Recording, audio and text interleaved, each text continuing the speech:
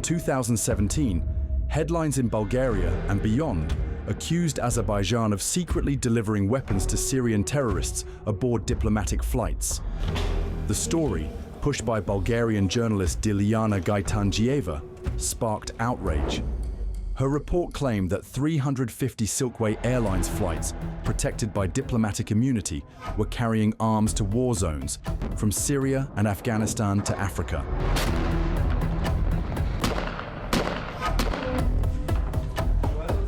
Dilyana's so-called exclusive quickly gained traction. Shared by WikiLeaks, amplified by Julian Assange, and promoted by pro-Russian voices, it seemed to expose a vast covert network involving Western intelligence, Gulf states, and Azerbaijan. But it was all a lie, or more precisely, a Russian operation.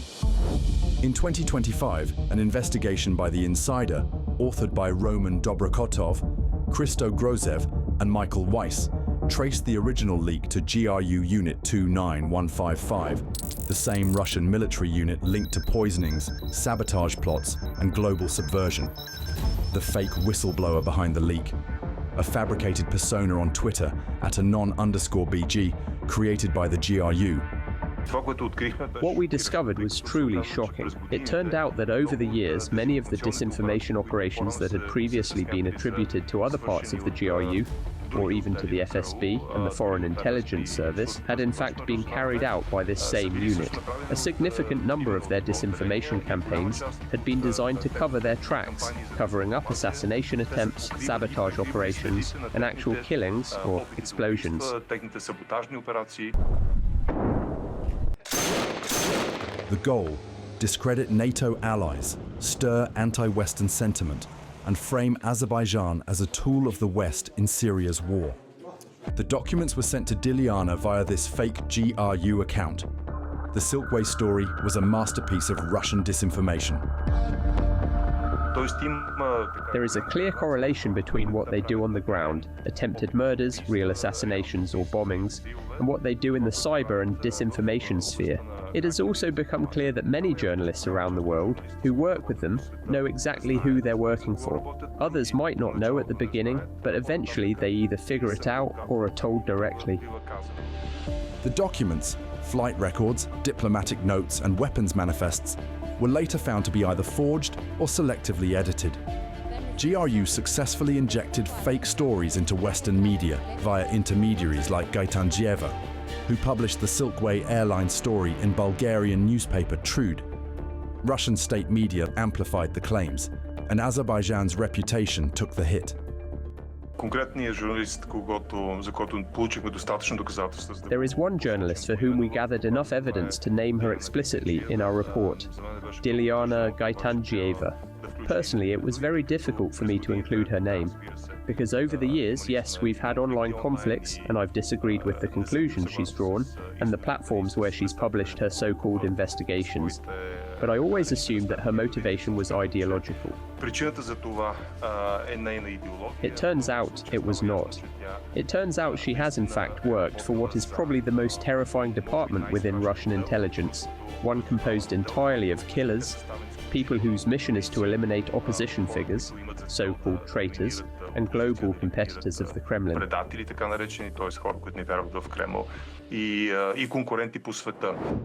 The operation's reach extended beyond print.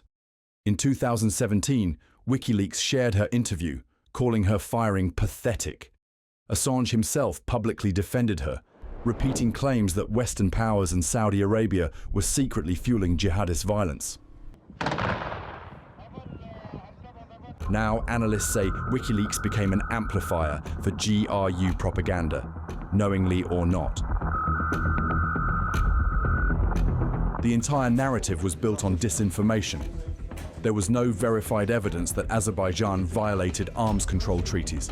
In fact, the accusations served Moscow's broader strategy: divide NATO, discredit their partners in the Caucasus, and shift blame for Syria's chaos away from the Kremlin and its ally, Bashar al-Assad.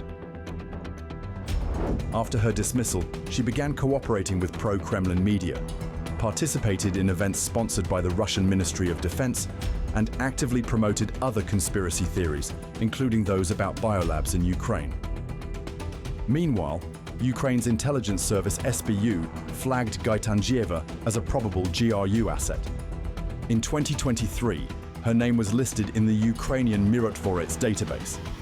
Critics in Bulgaria say their government ignored Ukrainian warnings. Her relationship with this GRU unit dates back to before 2017. We can't pinpoint exactly when it began.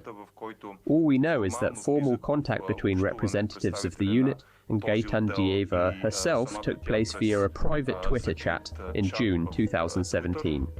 And by that point, their relationship had already been ongoing for at least a year. I believe that these ties may have since ended, as we've seen no communication over the past year between her and members of the unit. In the years that followed, GRU's fingerprints showed up across Europe in poisonings, sabotage, cyber attacks. But this case, the Silkway Airlines hoax, reveals something more subtle. Not just a bullet, but a narrative. Not a bomb, but a story, told with forged emails, fake leaks, and real journalists. And Azerbaijan? Just collateral damage in Russia's disinformation war, or something more deliberate? The headlines may have faded, but the scars of disinformation remain. For journalists, it's a cautionary tale. For states like Azerbaijan, a lesson in information warfare. And for the world, a reminder. Not all propaganda screams. Some whispers, in footnotes, tweets, and forged flight logs.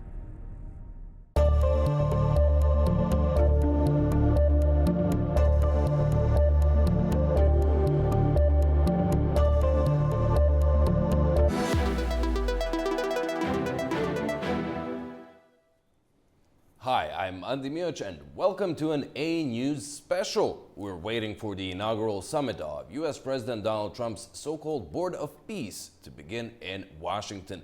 As soon as that happens, we will cross over live to the Institute of Peace in the US Capitol. Now for a brief rundown on what we're expecting from this first gathering of the newly formed body, and that is monetary pledges for the reconstruction of the Gaza Strip, as well as talks on the makeup of the UN-mandated International Stabilization Force on the ground, where a fragile ceasefire has been broadly holding since October. A packed room is expected with more than 20 countries participating as members and more than a dozen more present in observer capacity. With me in the studio is Inside Politics and Frontline host Anastasia Lavrina. Anastasia, thanks for being here with me. Thank you for having me. We'll break down all the lines as soon as we get them, and I look forward to your analysis. Now, before we get to that, let's have a look at what was announced, who's going to be there, and what's on the agenda. The inaugural Board of Peace meeting is set to convene on Thursday, with more than $5 billion expected to be pledged for Gaza's reconstruction and humanitarian relief. President Donald Trump says member states will also commit thousands of personnel to a UN-authorized international stabilization force and local police in Gaza. The meeting will take place at the Donald J. Trump Institute of Peace and marks the board's first official session. Delegations from more than 20 countries, including several heads of state, are expected to attend. The Board of Peace was created as part of the Trump administration's 20-point plan to end the war between Israel and Hamas. It was formally endorsed by the United Nations Security Council in November 2025 with a 2-year mandate. The board includes 28 member states. Regional Middle East powers including Turkey, Saudi Arabia and Israel, as well as South Caucasus's Azerbaijan and Armenia, have joined the board. Global powers and traditional Western US allies have been more cautious. Canada, the United Kingdom, France and Germany have declined to participate. Italy has announced it will join as an observer, while the European Union is sending a commissioner in an observer capacity, but is not formally endorsing the initiative. An executive board has also been formed to oversee day-to-day operations and implementation. It is made up of selected member states and senior representatives appointed by the chair. President Trump serves as chairman of the Board of Peace and has the authority to appoint and remove members, including those on the executive board. Permanent membership requires a $1 billion entrance fee. The board's charter does not specifically mention Gaza, raising concerns among some governments that it could expand into other conflicts. President Trump has said the board could take on a broader global role and has criticised the United Nations for what he called its failure to deliver lasting peace. And now our Deputy Editor-in-Chief, Orhan Amashov, who's covering all the ins and outs of the Board of Peace Summit, filed this report just a bit earlier. Here's Orhan's take on the mood in Washington in the run-up to the summit itself. Hello, very good morning to you from Washington, D.C. Today is a very important day in the history of international diplomacy. The inaugural meeting of the Board of Peace organization, officially launched back in January, is taking place today. Heads of state and government from different countries, from the Middle Eastern allies of the United States, are present here in the U.S. capital. Azerbaijani President Ilham Aliyev, as the president of the founding member country, Azerbaijan, is present here too. Well, this organization, Board of Peace, is emerging. Still, it's sort of transitioning from its embryonic form into a more coherent structure. And today's meeting is very important in terms of establishing two fundamental aspects regarding Gaza reconstruction. The aspect number one, of course, is announcement of the pledge, $5 billion pledge, and also authorization of the command structure and operational system of the International Stabilization Force, which will be taking care of the security regarding Gaza Strip. And of course, we also hear some announcement regarding the relationship of the Gaza Executive Board with the National Committee of the Gaza Administration, which is currently actually based in Egypt due to the circumstances prevailing in Gaza. Well, another element, of course, the relationship of this institution with the UN, to what extent it will, in the fullness of time, replace the UN or not, is constituting another key part of the discussion. I don't believe that we will have an answer to that question, to the question number two, but regarding the two key agenda items, the clarity will be established to a certain extent. Well, Orhan Amashov, Elbrus Musayev, A News in Washington. We're expecting the summit to get underway any minute now. And as we are waiting, Anastasia, can you please walk us through the lineup at the gathering? What are the reasons these member countries have given to join the board? Well, I guess we have to come back. Exactly. It has already been discussed many times. The history of the establishment of this new international organization, it's indeed a big deal in the international relations and in the international diplomacy. It started with a peace plan proposal of Donald Trump for Gaza recovery reconstruction proposed last year. Then further, it was also endorsed by United Nations Security Council resolution, if I'm not mistaken, number 2803. And finally, in the beginning of this year in Davos during the World Economic Summit, it was officially launched on January 22, if I'm not mistaken, with the participation of Donald Trump himself and the heads of the state, including the president of the Azerbaijan, Ilham Aliyev, and Prime Minister of Armenia, Nikol Pashinyan. So many countries received the invitation to join this new initiative, but not of them responded immediately. Let's say the global powers like the United Kingdom, for example, Russia and China still didn't provide a clear answer.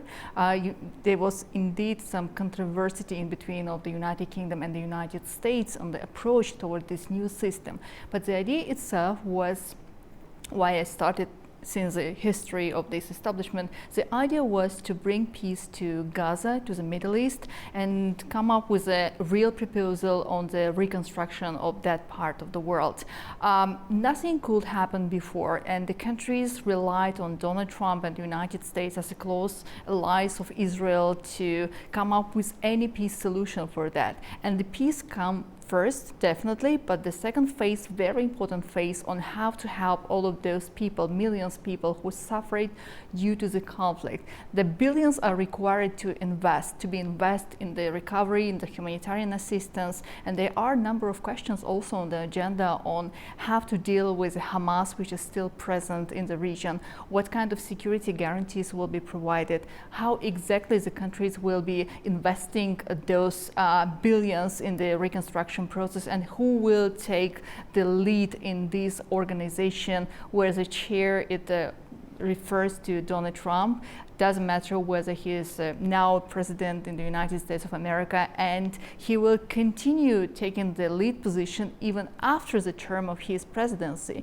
Therefore, the countries, those who joined this initiative, they were willing to see the real outcomes, the real process in the Gaza recovery, in the Gaza reconstruction, and then further overall taking into account all of those global processes we observe in the world, in efficiency of the United Nations agencies, and indeed also the Security Council itself in the processes of resolving the global conflicts.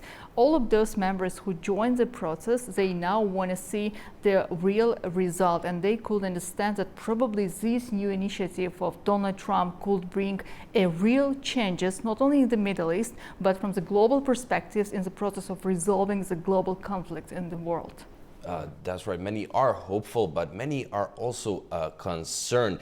Let's go live now to New York and Ivani Vasoler, professor of international studies at the State University of New York. Ivani, welcome. Thank you so much for joining us. There's quite a few U.S. Western allies who are not members but are there in the observer capacity. Why would you say that it is? What are the main concerns here? I would say that the main concerns are doubts from the part of many governments about what really is the proposal. Obviously, President Trump announced that his objective is to pacify the region, is to reconstruct Gaza, but there are doubts precisely about how much can be accomplished with the Board of Peace that is having its first meeting today in Washington, D.C. One of the problems that some people are commenting here is about the absence in this inaugural meeting of Palestinians. They are not present. And the problem is this, because as was mentioned in the previous commentary, the ceasefire that was declared in October is a very problematic ceasefire. There have been still shootings in the region. Palestinians from Gaza are dying in these attacks. And there is, for example, a lack of humanitarian aid to Palestinians in Gaza. There is some humanitarian aid, but it's still not enough to take care of the millions of people, about 2 million, living in that territory. So there is many questions about how the Board of Peace is going to work. For example, about the stabilization force.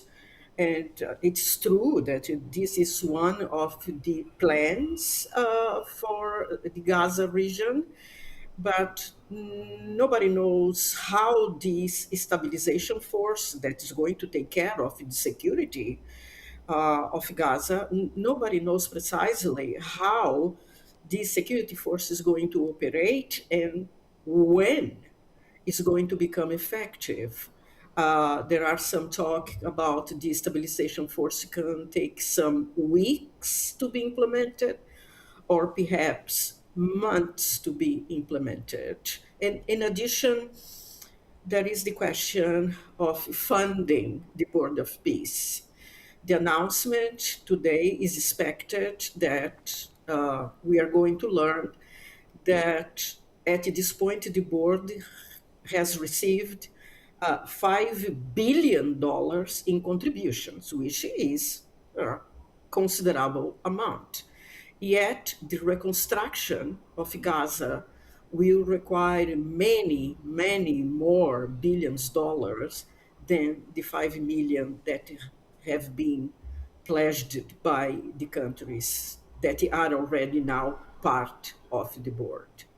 Indeed, Ivani, many, many more billions indeed. Now, Anastasia, Ivani there mentioned the other major part of this get-together, the International Stabilization Force. We've heard some reports that Indonesia is planning to send troops, that Pakistan might send troops, but it seeks assurances from the United States. Of course, we don't know all the details now, but what do we know so far?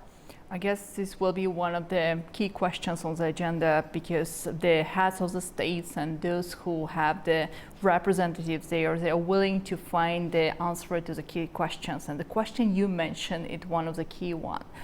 Indonesia, indeed, is already expressed a willingness to participate. If I'm not mistaken, Turkey and Egypt also mentioned their position, but Israel has some concern about the position of these countries from the global perspectives, because there were some, let's say, disagreements about the future of this region in between of Turkey, Egypt, and Israel. So we may expect some disagreements to continue having its place. So that's, as was mentioned by the expert before, indeed, much more will depend on the amount of money the organization can collect and then reinvest on the reconstruction of Gaza. According to the statistics provided by the United Nations, over $70 billion will be required on the first phase to rebuild, to recover the absolutely destroyed Gaza. If I'm not mistaken, the administration of Donald Trump already have some ideas, some plans.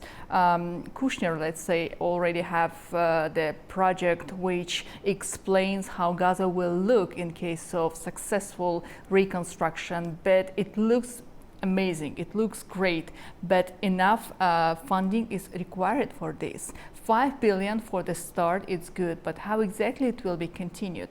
And the second issue, if there is no clear position of the United Nations, no clear resolution which is binded, or let's say describing the position of the forces which will be sent to the Gaza district, many countries may decide not to join this initiative, as they need to have the clear perception and perspection for the future on how their work will be done exactly on the place there.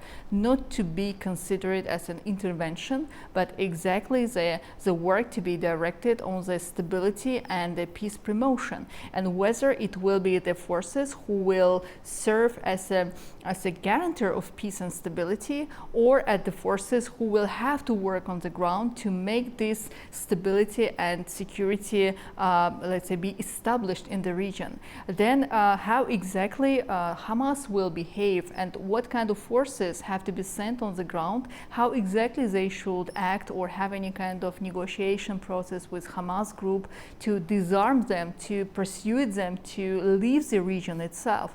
Then about Gaza administration, who will take the final decision on which countries are obliged or willing to send the troops on the ground, whether it's the United States, the European Union, United Nations, or any other country. So these are all the questions on the agenda, and I guess today we will try to find out, not we of course, but the representatives of the countries, the heads of the states who are now in Washington DC, will try to find the answers on these questions. Maybe when the answers are provided, we could expect more countries to join the initiative and agree also to, let's say, invest that $1 billion, which is according to the structure, according to the organization, requires a permanent member to invest into the work of this organization. All of these questions are on the agenda right now. And that's quite a steep fee for permanent membership. Now, Anastasia, you mentioned there perhaps the main sticking point here in the 20-point Gaza peace plan, the disarmament of Hamas. Ivani, when you look at that key demand, which is supposed to be followed by the further Israeli withdrawal from the Strip, and you see this lineup at the Board of Peace. Do you think that these countries can make that happen, make that push? In relation to the disarmament of Hamas, this is a sticking point and a very difficult one. So this is what Israel, in fact, is being saying, right, as a country, the government of Israel, about the need to disarm Hamas, that the new Gaza has no place for Hamas. But this is very difficult. Hamas obviously is still present in Gaza, as we know, for a long time. There is no trust at all, mutual trust between Israel and Hamas. They don't trust each other. This is going to be very difficult. The objective of President Trump in creating the Board of Peace is precisely to reconstruct Gaza and eliminate the presence there of the group Hamas. But nobody knows, and that it's going to be, or it seems that the Board of Peace that is being inaugurated today will have to demonstrate precisely or in more detail what the plan really is in order to see more countries joining the Board of Peace and thus contributing with more money, with this fee of $1 billion, and then, yes, perhaps with more aid provided to Palestinians in Gaza, perhaps we can see something more concrete about the reconstruction and peace in that region. It's important also to mention that many countries are not willing to join, or at least not willing to join now, because they are concerned with the survival of the United Nations. Many countries, they don't, or governments, yes, they don't want to see the end of the United Nations as an international organization that was created in 1945 precisely to solve the conflicts, to protect international security. Yet, as we see, the members of the Security Council, United Nations Security Council, with the exception of the United States, obviously, they didn't join, so far at least, the Board of Peace. They are observers, yes, they are very attentive to the events, to the developments, but they didn't join officially the board so far. Now, Ivani, as you were speaking, we were seeing live footage from the Institute of Peace in Washington, D.C. We are now seeing a family photo being taken. Just a bit earlier, U.S. President Donald Trump came up to the stage along with U.S. Secretary of State Marco Rubio and Vice President J.D. Vance. They were greeting leaders present there on stage. There's the Azerbaijani President Ilham Aliyev. There's the Kazakhstan President, Uzbekistan President, a lot of leaders there. To the left, Argentina's President Javier Milei, and so on. We also see the representatives of Turkey, the Foreign Minister Hakan Fidan is there. Albania's Prime Minister, they're towering over Donald Trump. Edi Rama is also there. Now, Anastasia, we are seeing that the events are starting to unfold, but I'll just ask you before we go live to the Institute of Peace. We heard from both you and Ivani the importance of the disarmament of Hamas. Now, that group has earlier said that it is ready to transfer authority to that Palestinian technical government committee, however it was called in the plan. But that committee has been named, but it's not on the ground. It's in Cairo, and they are waiting. What are your expectations? What are the next steps here? That's why I mentioned before, a lot will depend on who will lead Gaza, what kind of conclusion, what kind of ideas the head of states and himself, American leader Donald Trump, has in his mind, because there is no Palestinian representatives. And for Hamas, this is very important to understand who will come to Gaza, whether Israel is ready to withdraw its troops from the territory, which will be later on recovered, reconstructed, and etc., and which countries will play a significant role for the future, let's say, position and the development of Gaza Strip. That's why now we have to understand this key question: what exactly is the, let's say, the new administration of Gaza will be formed, or when this administration will come exactly and take its place in Gaza. This is very I will say important, but at the same time difficult questions on how to make Hamas to agree to disarm and to agree to follow the developments which we will see later on in Washington D.C. What will be the promise which will make sure that they will be satisfied with the final conclusion?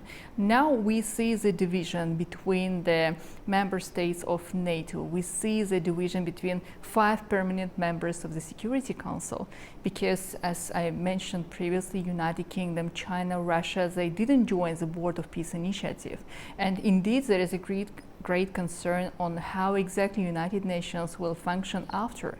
The organization itself needs the reforms, but this new institution indeed has all possibilities to take a lead position in the processes, in the discussion around the resolvement and the discussion of the issues related to the global conflicts. Yes, it starts with Gaza, with Israel, but later on it may also bring on the agenda other conflicts which are happening in the world. And who is the chair? Is the President of the United States, Donald Trump.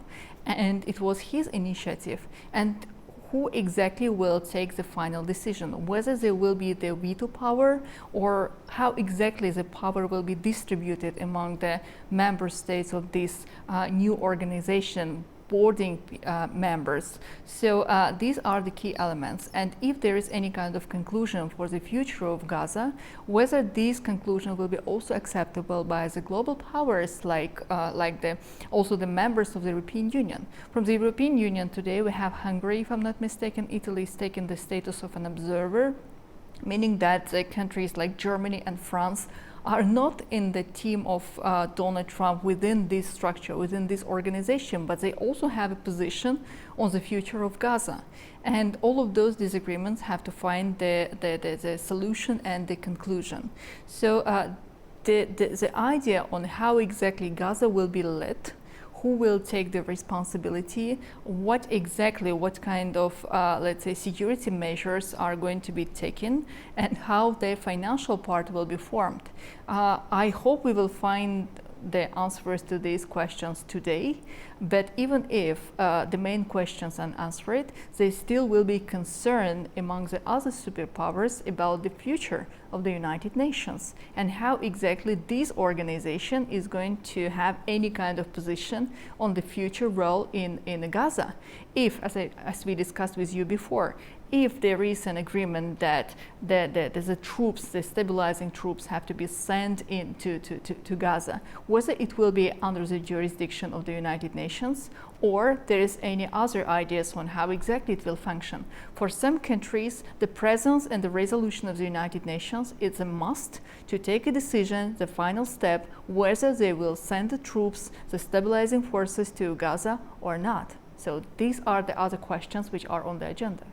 When it comes to that future of the United Nations and the international security architecture, there was an interesting logistics change. Now the UN Security Council was set to discuss the situation in Gaza and Israel's efforts to claim authority in the occupied West Bank today, but they moved it up on Wednesday because of this Board of Peace meeting. Ivani, is that pure symbolism here?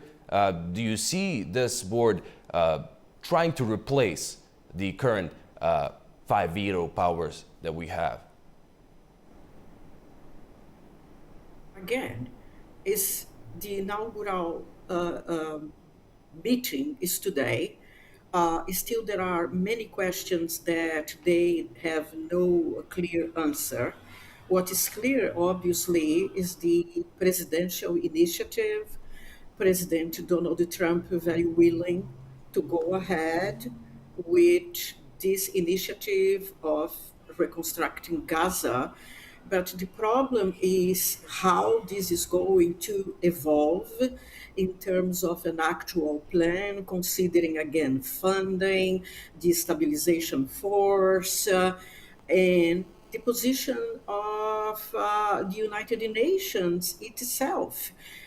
Many governments around the world are concerned with the future of the United Nations that obviously needs reforms. Everybody knows that in international relations, there has been debates, discussions, books written about the need of reforming the United Nations. Countries are asking for that. The government of Brazil currently is constantly insisting in the need to reform, especially the United Nations Security Council, to include more members. Today, the Security Council, those with veto powers, are only 5 countries. But the idea is that these countries with veto powers should be, the number of these countries should be included. So if the Board of Peace can replace the United Nations is still a question mark. And certainly it's not what many governments would like to, but as we know, the geopolitical configuration around the world is changing. The order that we knew, the international order that we knew, does not exist anymore. And the international order, as we know, was based precisely in the United Nations as an international organization to promote peace and cooperation. But this order is crumbling.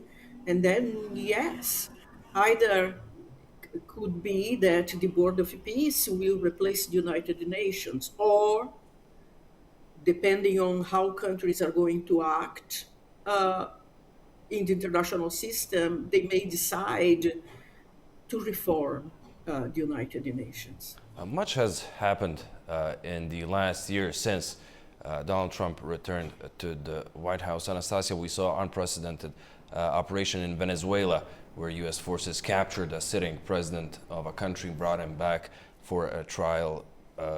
We've seen Donald Trump threatening to take over Danish semi-autonomous territory of Greenland, straining transatlantic ties.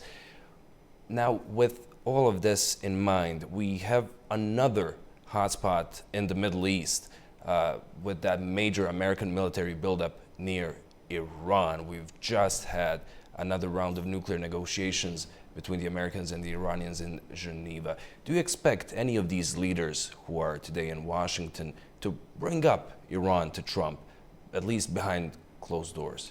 I guess those leaders or representatives, observers who are today in Washington, they have more or less a clear position on the future functioning of this Board of Peace, new established international organization. And the number one question since the time of the establishment is the future of Gaza, the reconstruction, the administration, and all of those issues we already discussed with you. Therefore, indeed, the attention of the world community is on Iran at the moment. That's without any doubts.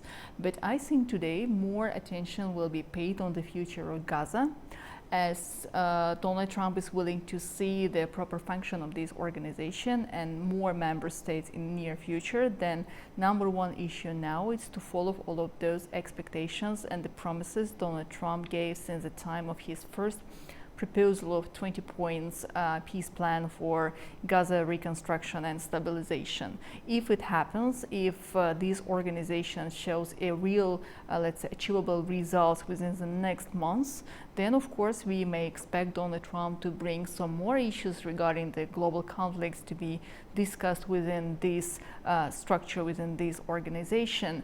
We could read a lot of news in the global media sources about the escalation of the situation in between of the United States and Iran, but in a parallel way we can see that negotiation is continuing. Indeed, much to be done yet to satisfy both sides, and the Iranian position is not that much clear at the moment, as the position of different, let's say, groups there are contradicts each other, whether Iran is ready to, let's say, follow all of those demands from Washington, or there is a specific requirements from the Iranian side the Washington should follow and make sure that both sides are satisfied. But I guess all of those, let's say, situation and the crisis mentioned by you as well, the situation around Venezuela, then I guess Cuba is also a very important issue to be discussed, as a blockade, I mean the fossil fuels blockade, where Cuba is now within the last couple of weeks. It's also affected the functioning of many organizations there. And Russia also expressed its concern, as it doesn't want to see the scenario to be repeated what we saw in Venezuela.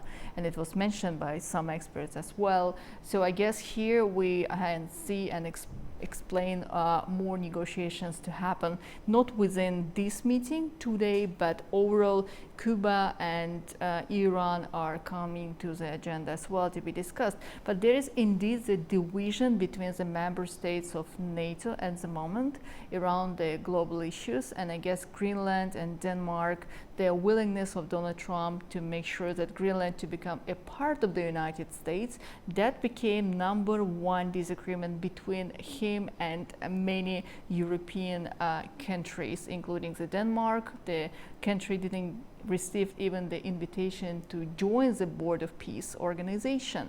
Then there was some dissatisfaction expressed by the French government in Davos, and we could hear, as Donald Trump also mentioned this, that if Emmanuel Macron continued to keep such a strict position in many issues which is dissatisfying the United States, and probably there will be some more, let's say, limitations on the French products, French wine, to enter the United States, let's say. So this economic war is happening.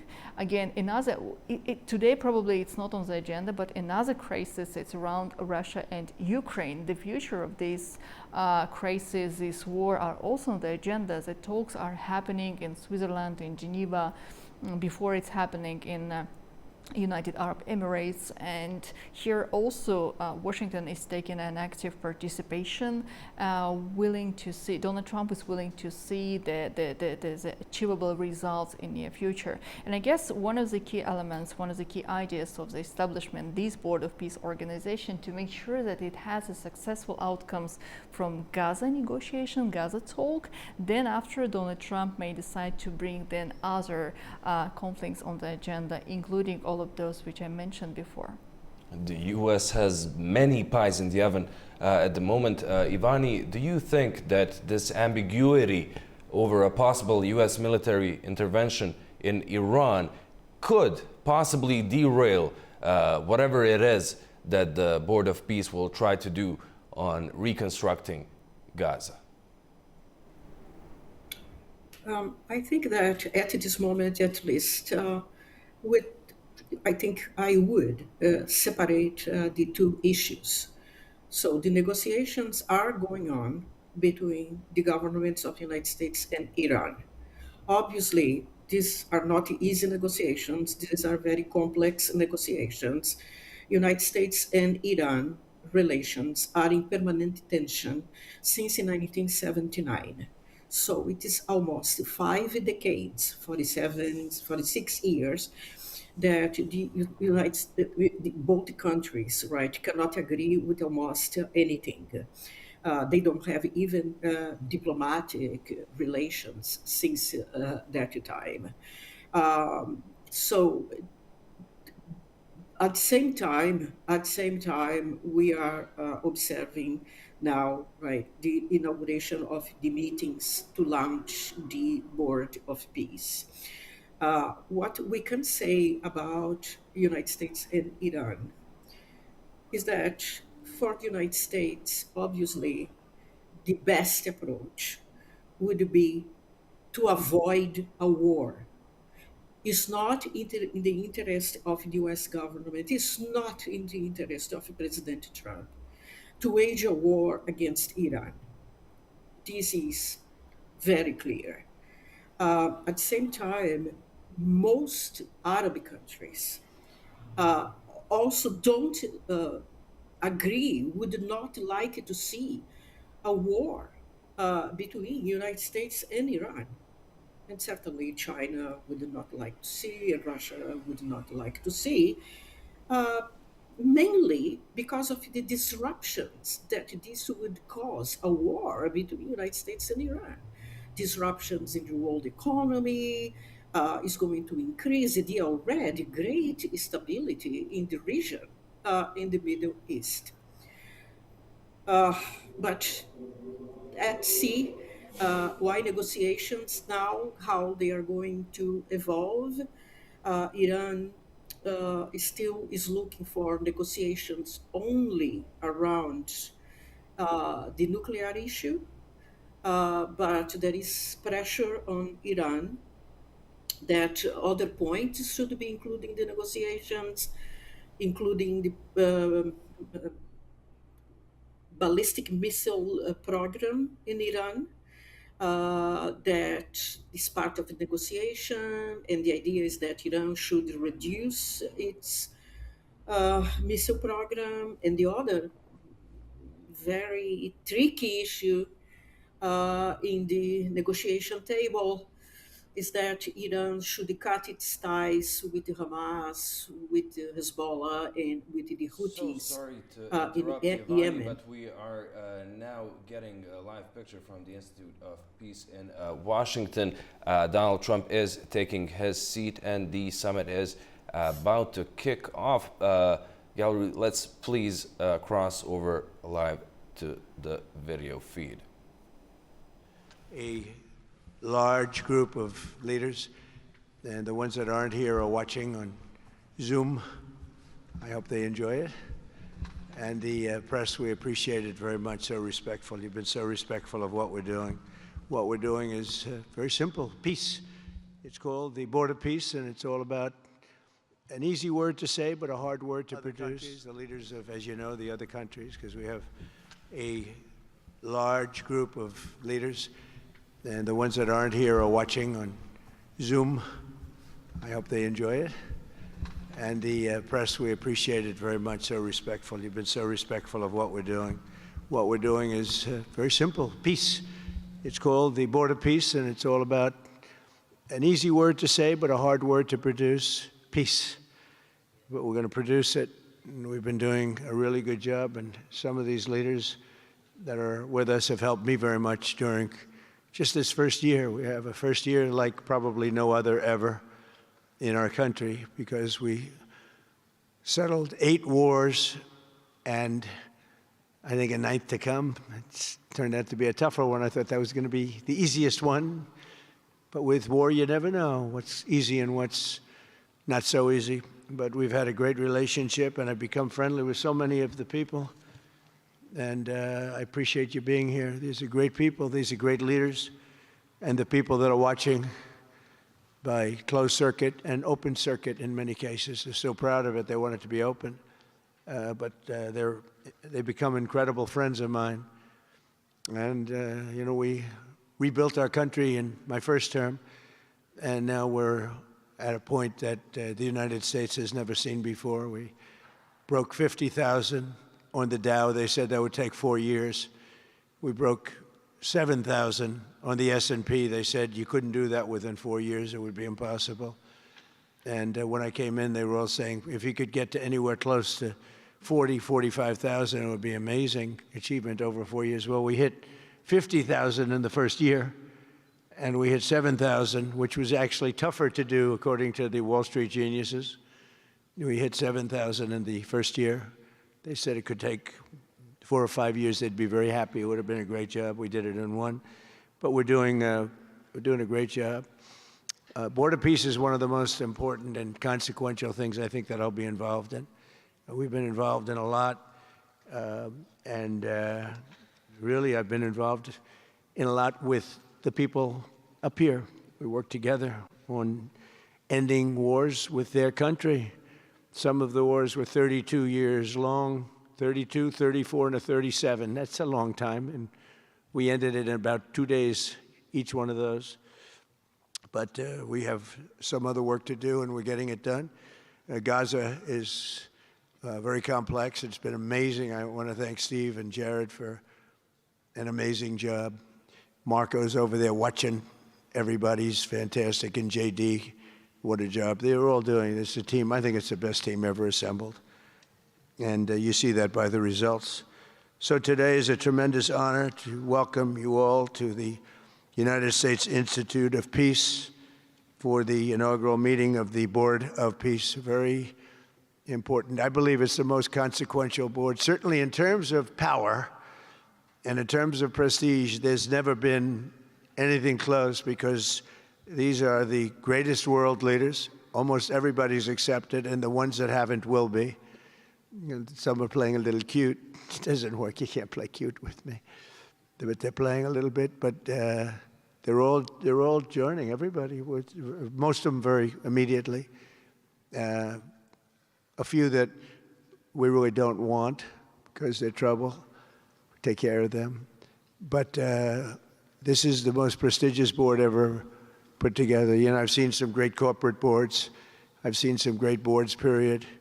It's peanuts compared to this board, because we have virtually everyone is the head of a country other than Johnny, but he's the head of soccer, so that's not so bad, right, Johnny? I like your job the best, I think. And by the way, your World Cup has set every single ticket record in the history of soccer. In the history, nobody's ever seen anything like it.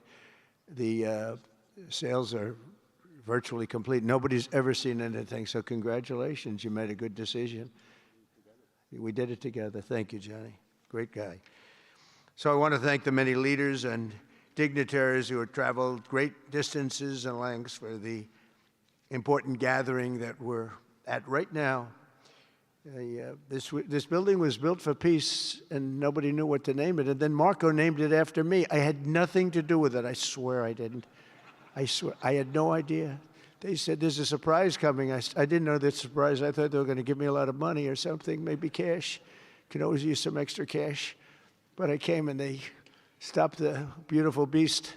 I got out very safely, I'm sure, and looked up, and there it said, Donald J. Trump on the building. And when I say that had nothing to do, nobody believes it, and that's okay, but I appreciated it. That was Marco and JD and a group got together, and they did that, and I just thought it was very nice.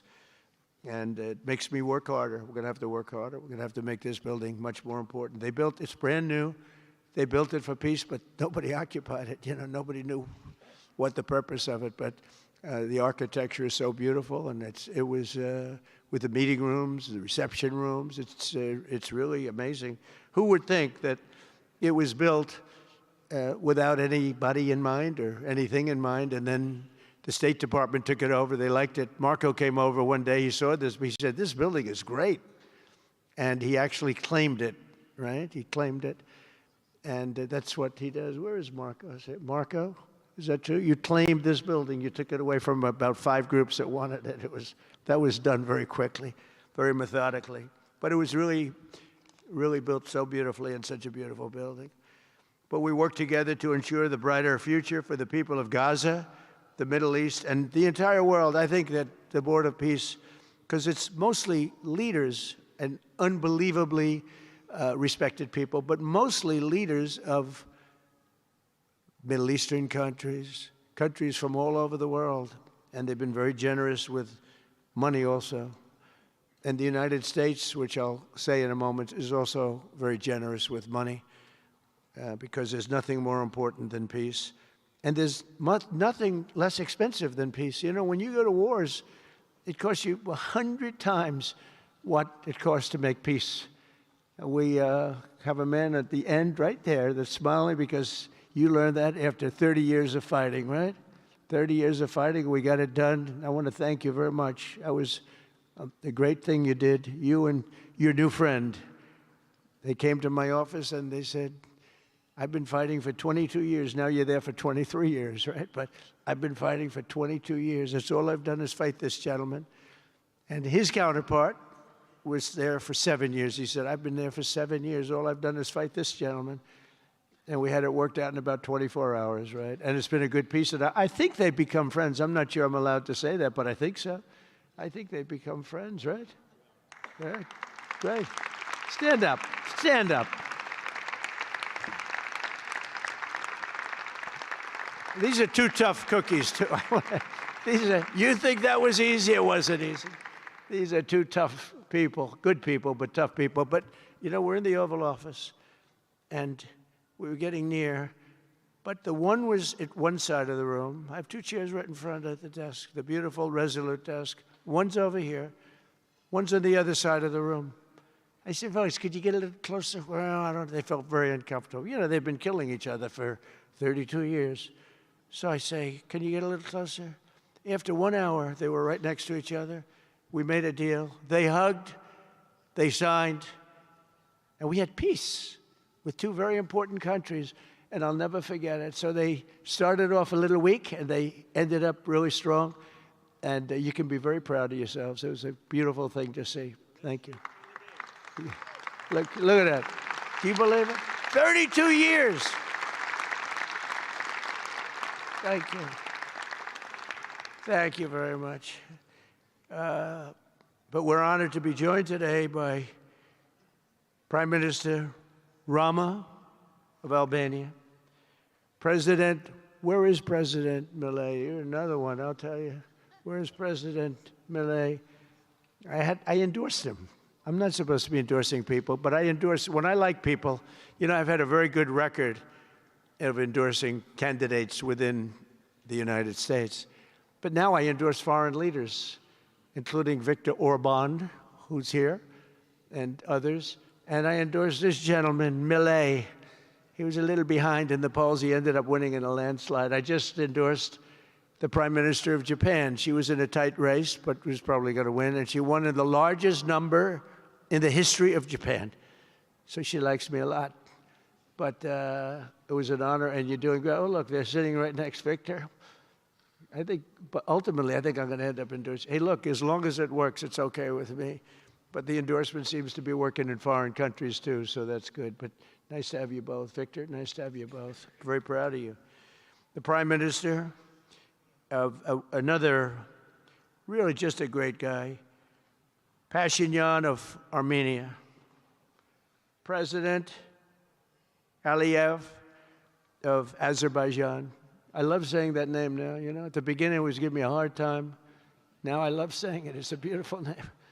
I love it. His Majesty King Hamad bin Isa Al Khalifa of Bahrain. Bahrain. Thank you. Thank you. Where are you? Where are you? He's so rich, he can sit there. He can sit wherever the hell he wants. You know, he could sit up in the corner. He could sit up top. He might take a piece of this building, Marco. He'll take 25% of the building for about $6 billion. Thank you. And you've been very generous also. We appreciate it. Prime Minister Hun Manet of Cambodia. Raise your hand wherever you may be. Because, yeah, hi, how are you? Congratulations. That was another one, right? We did a good job with that one. Prime Minister Madbouli of Egypt. Thank you very much, and say hello to the General/President. Okay. Prime Minister Orban of Hungary, who has my complete and total endorsement for election. Not everybody in Europe loves that endorsement, but that's okay. He does an unbelievable job. He's done an incredible job on immigration, unlike some countries that have hurt themselves, but they're working on it. But I just want to let you know, you have my total and complete endorsement, and I'm putting it out. I already did, but I'm putting it out again. And you're coming up with an election, and I think you should be good. I'll tell you, Millet did pretty well. He was a little down, right? And then he ended up winning in a landslide, so that's pretty good. You're going to do great, Victor. Thank you very much for being here. Appreciate it. You run a great country. A man that I really like a lot he's definitely tough. I don't want to fight him. President Prabowo of Indonesia. Thank you very much. Please, this is a big guy. I tell you, I said, how many people in Indonesia? He said, like 240 million. I said, no, say it again. How many? It's a big country you have. And you do a great job and respected by everybody. And thank you very much for being here. Thank you very much, Mr. President. President Tokayev of Kazakhstan, thank you very much. What a country that is. It's a wonderful country and a rich country, in case anybody has any question. We have some very rich people here today. President Osmani of Kosovo. President, thank you very much. Great job you're doing, too. Thank you very much. Prime Minister Sharif, I like this man, of Pakistan, because there was some fighting going on when I got to know him, and your Field Marshal, General, great general, great Field Marshal, a great guy. And I got to meet the Prime Minister. And he said in front of our Chief of Staff, Susie Wells, who's right here, he said, you know, nobody knows this, but I believe that President Trump saved 25 million lives when he stopped the war between us and India, right? You made that statement. I said 25 million lives. Could have been much more, actually. But it was really a beautiful thing. You said that in front of a group of people they walked out. They don't think about it, but you're talking about that kind of lives. That war was raging. Planes were being shot down, right? And it was Pakistan and India. And I got on the phone with both of them, and I knew them a little bit. I knew Prime Minister Modi very well, actually. But I got to know Pakistan through a little trade. They were trying to make too good a deal, and I got a little upset with them. And in the end, they got what they wanted, right? And they made a good deal. And I got to like them, the Prime Minister, the Field Marshal, who's a tough man, good fighter, right? Good, serious fighter. I like good fighters, actually. And when I heard that they were fighting, I picked up a certain newspaper. I won't tell you which one, because it's fake news generally. But I picked up this newspaper, and I saw that Pakistan and India were really going at it. And then it got worse and worse, and many planes were shot down. It was all out. And I called them, and I said, listen, I'm not doing trade deals with you two guys if you don't settle this up. They said, no, that has both of them. They didn't want to do that. I said, no, it has to. If you don't do it, I'm not doing a trade deal. We're not doing a trade deal. And they do a lot of business with the United States, and they sort of softened up all of a sudden. Then all of a sudden I read where there was a little bit of a pullback by one, then the other, and all of a sudden we worked out a deal, right? But I said, if you fight, I'm going to put 200% tariffs on each of your countries, which essentially makes you not allowed, you can't do any business. One of them, I won't say which one, said, no, can't do that. They both wanted to fight. But when it came to money, it's not like money. When it came to losing a lot of money, they said, I guess we don't want to fight. And we solved that deal in 2-3 days, right? And we did. We said, these are two very powerful nations. These are two nuclear nations. And I don't want to say what was going to happen, but, bad things happen. So, Prime Minister, I want to thank you, because that was a very big deal. People have no idea. A lot of them say, oh, well, they weren't fighting. They were fighting. 11 jets were shot down, very expensive jets. And they were all in. Both of them were all in, and now they're not. And I think we'll always be able to settle up with them. I really do. I think you're going to have You know, it's a lot of progress was made even in the relationship. And Prime Minister Modi also, he's a great man. He's a great guy. They're all great. But I was very proud of it. President Pena of Paraguay is here. President, thank you very much. Young, handsome guy. It's always nice to be young and handsome. Doesn't mean we have to like you. I don't like young, handsome men. Women, I like. Men, no, I don't have any interest. Good. That's right. That's right. Thank you very much. You're doing a great job, too. His Excellency Prime Minister Al Thani of Qatar, just a great man, please, a great man and highly respected. And he's working with a man who is amazing. I always say he needs a public relations agency because you do so much good and they have you down as evil. And you're not evil. You help us so much and you're such a good ally. And I just want people to know that. And the Emir is incredible, smart as you can be, a great leader.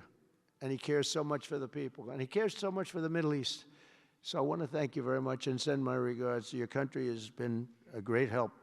So, you know, surprising to some of the people writing out there, but now they'll start changing their tune because it's true. I only tell the truth. Prime Minister Don of Romania, wonderful people. The Romanian people are fantastic, fantastic people, like you're fantastic. And a lot of them come and work in this country and help us in this country, as you know, and it's they are just really, really solid people. President Mirziyoyev of Uzbekistan, who is where? There he is, and a friend of mine. He's got one of the most difficult names in history, but that's okay. It doesn't matter. Your country's doing great. You're doing great. And just no problems. Every time I see him, nope, we're doing good. No problems. And General Secretary To Lam of Vietnam. Vietnam is incredible as a country and as a force. And it's an honor to have you. A really great honor to have you. A lot of respect. A lot of respect for your country. We'll also want to express my gratitude to Vice President J.D. Vance, who is a fantastic man. He's a fantastic talent. He was a great student. He went to one school. He graduated. You know, most people, if you watch some of the people that were at the event in Munich, they didn't graduate quickly from college. They had everything they could do. There was one young, attractive woman. She was unable to answer questions. And she didn't do so well like J.D. did in college. J.D. graduated in a 4.5-year college in 2 years. And then he went to Yale and he graduated at the top of his class, went to the military grade. But when he went to Yale, there was one person that was marginally ahead of him, so he married her. Can you believe it?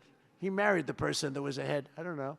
I always like to say J.D. was first and Usha was second, because I get a little uncomfortable when I say the, but he's been incredible. He's a brilliant guy and a great guy, and he's been my friend. All of our people, we have a fantastic group of people, our cabinet members, everybody, many of them here.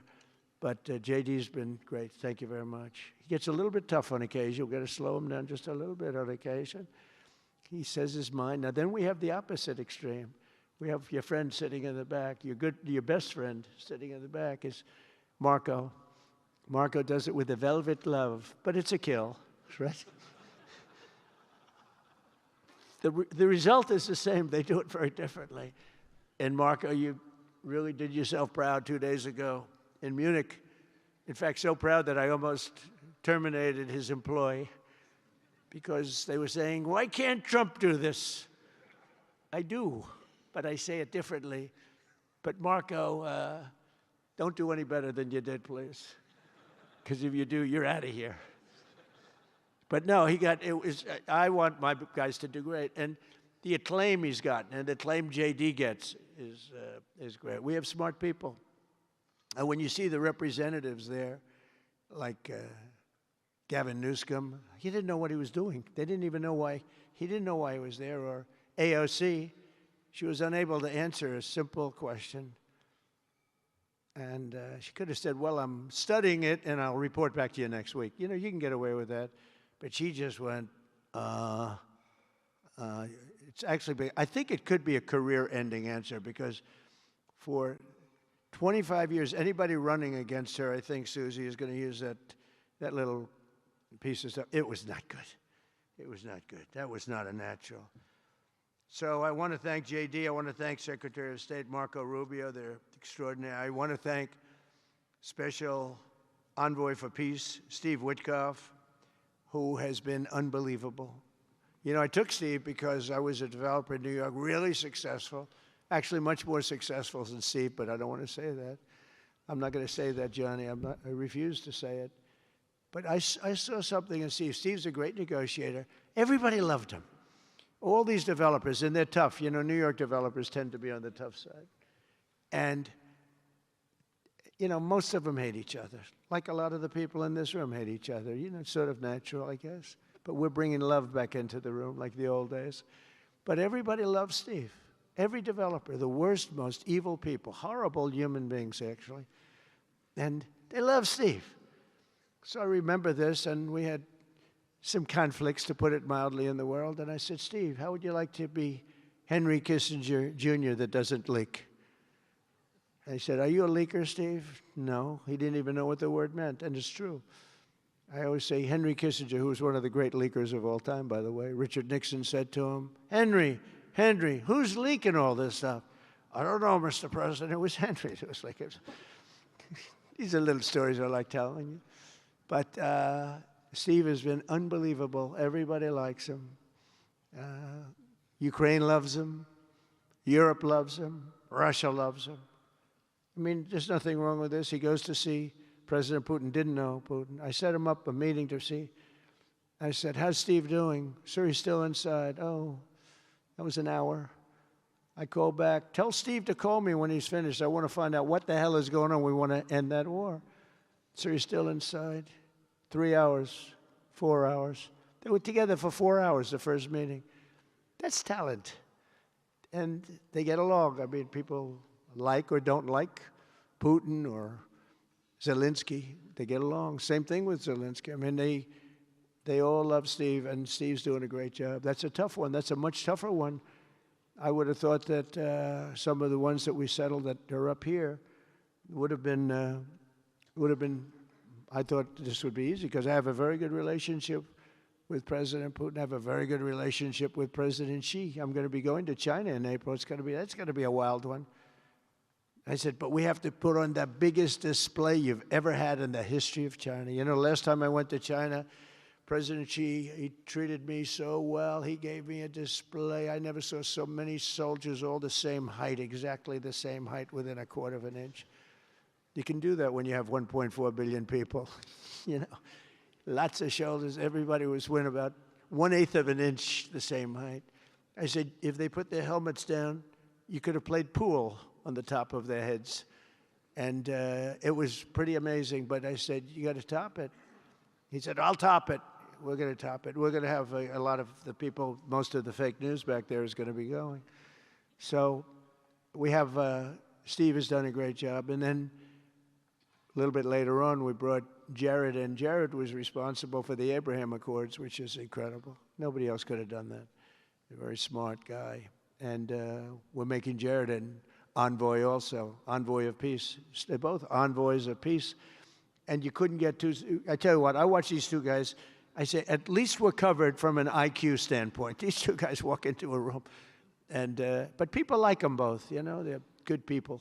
And they like them both. And they've had some very good meetings. They've had some very interesting meetings having to do with, as you know, Iran is a hot spot right now. And they're meeting, and they have a good relationship with the representatives of Iran. And, you know, good talks are being had. It's proven to be, over the years, not easy to make a meaningful deal with Iran. We have to make a meaningful deal. Otherwise, bad things happen. But we have to make a meaningful deal. But they have a great relationship with the representatives of Iran. They have a great relationship with the other one that they're really working on now. Because so many of these, I mean, as an example, Kosovo, Serbia. I did that one. Could you stand up, if any of you guys are, when you're here, just stand up for a second. Kosovo, Serbia. Stand up. What a job. Thank you very much. We appreciate it. So good. And you're getting along. And when you don't get along, you'll call me, and we'll get it solved, right? We'll get it solved. Thank you very much. Really good. And then again, Pakistan and India. That was a big one. And just, I think you should actually stand. Come, please, stand just for a second.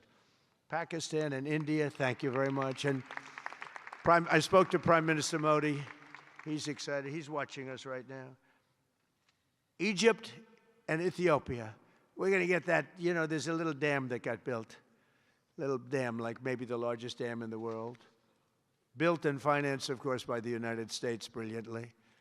And having a little trouble getting water to the Nile. That's a tough situation, but we're going to get that solved. Armenia and Azerbaijan, we talked about, and again, thank you, fellas, very much. Great job. Great job. Thank you. Cambodia and Thailand. So incredible what you did, that you got together and it all worked out. They're watching right now on closed circuit. Thank you very much, and thank you. That was a big one, Cambodia and Thailand. These are nasty fighters, I have to tell you. These fighters are nasty. Now we talk about, you talk nasty fighter, you're nice guys compared to this. Congo and Rwanda.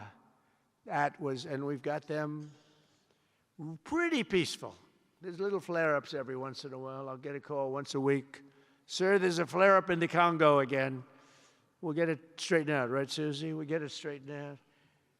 And Israel, as you know, with, you could say Israel in numerous countries if you want to really know the truth, but Israel and Iran, and we'll see where that goes.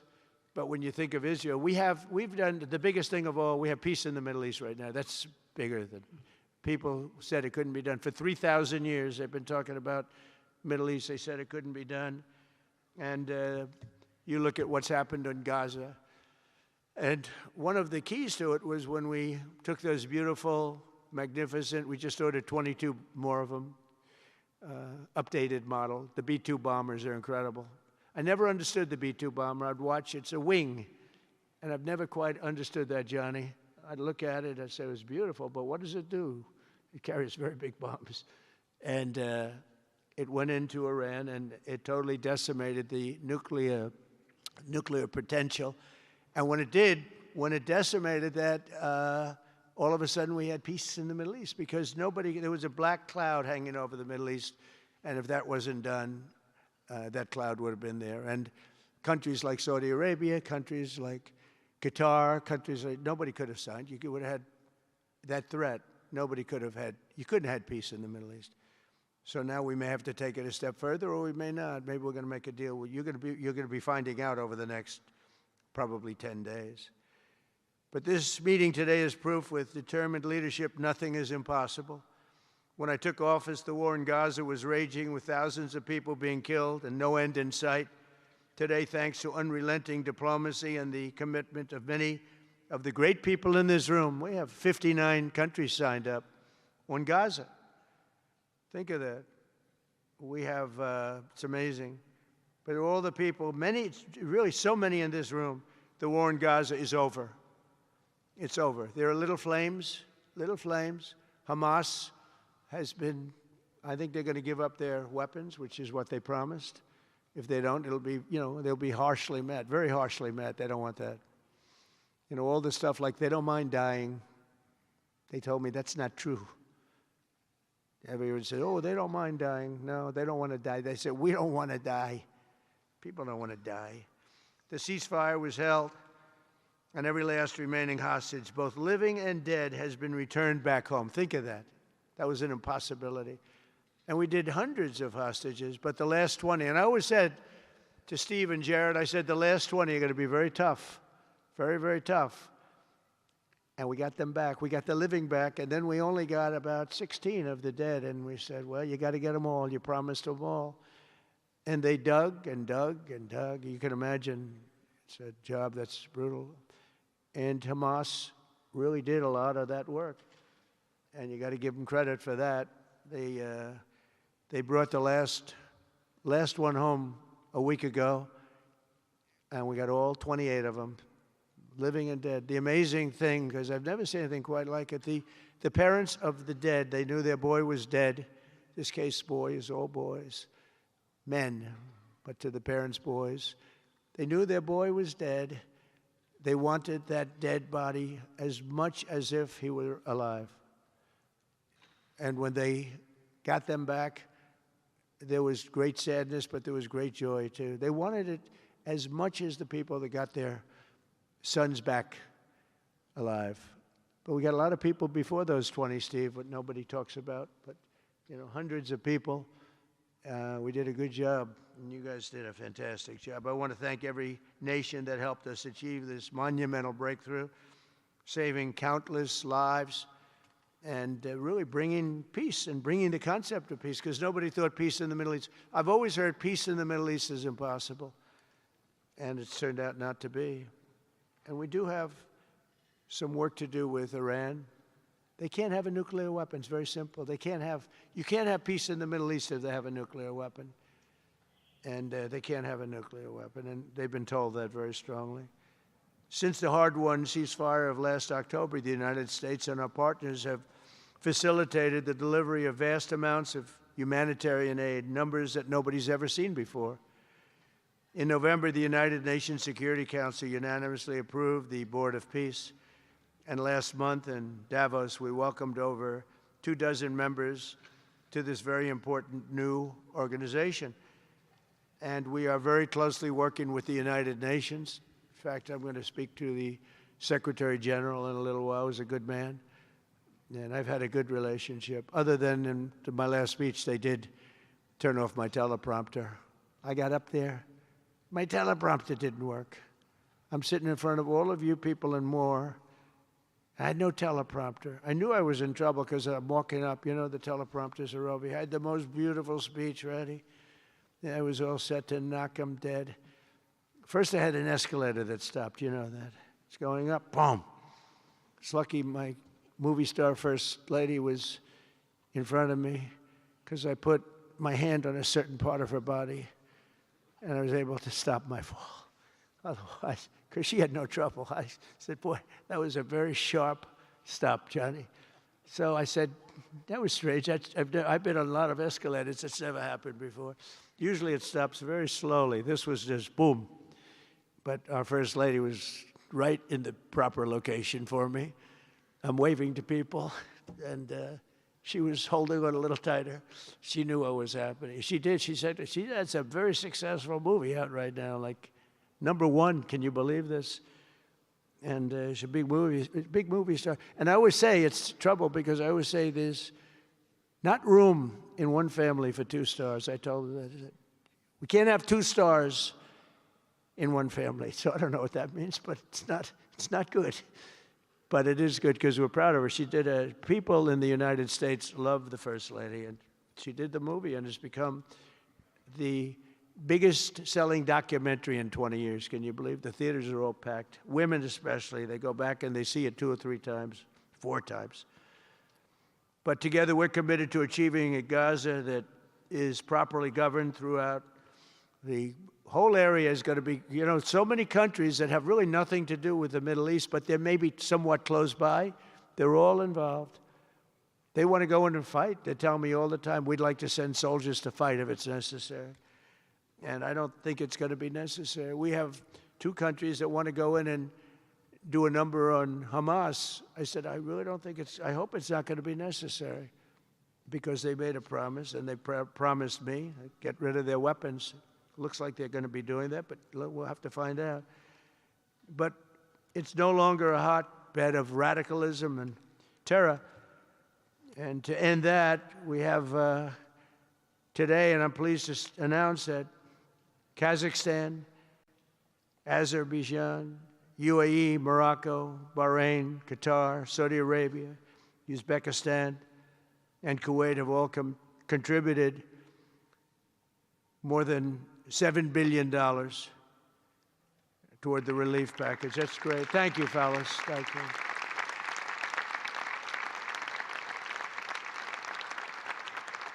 And many more are contributing too, so the numbers are, you know, this just started. This is our first meeting.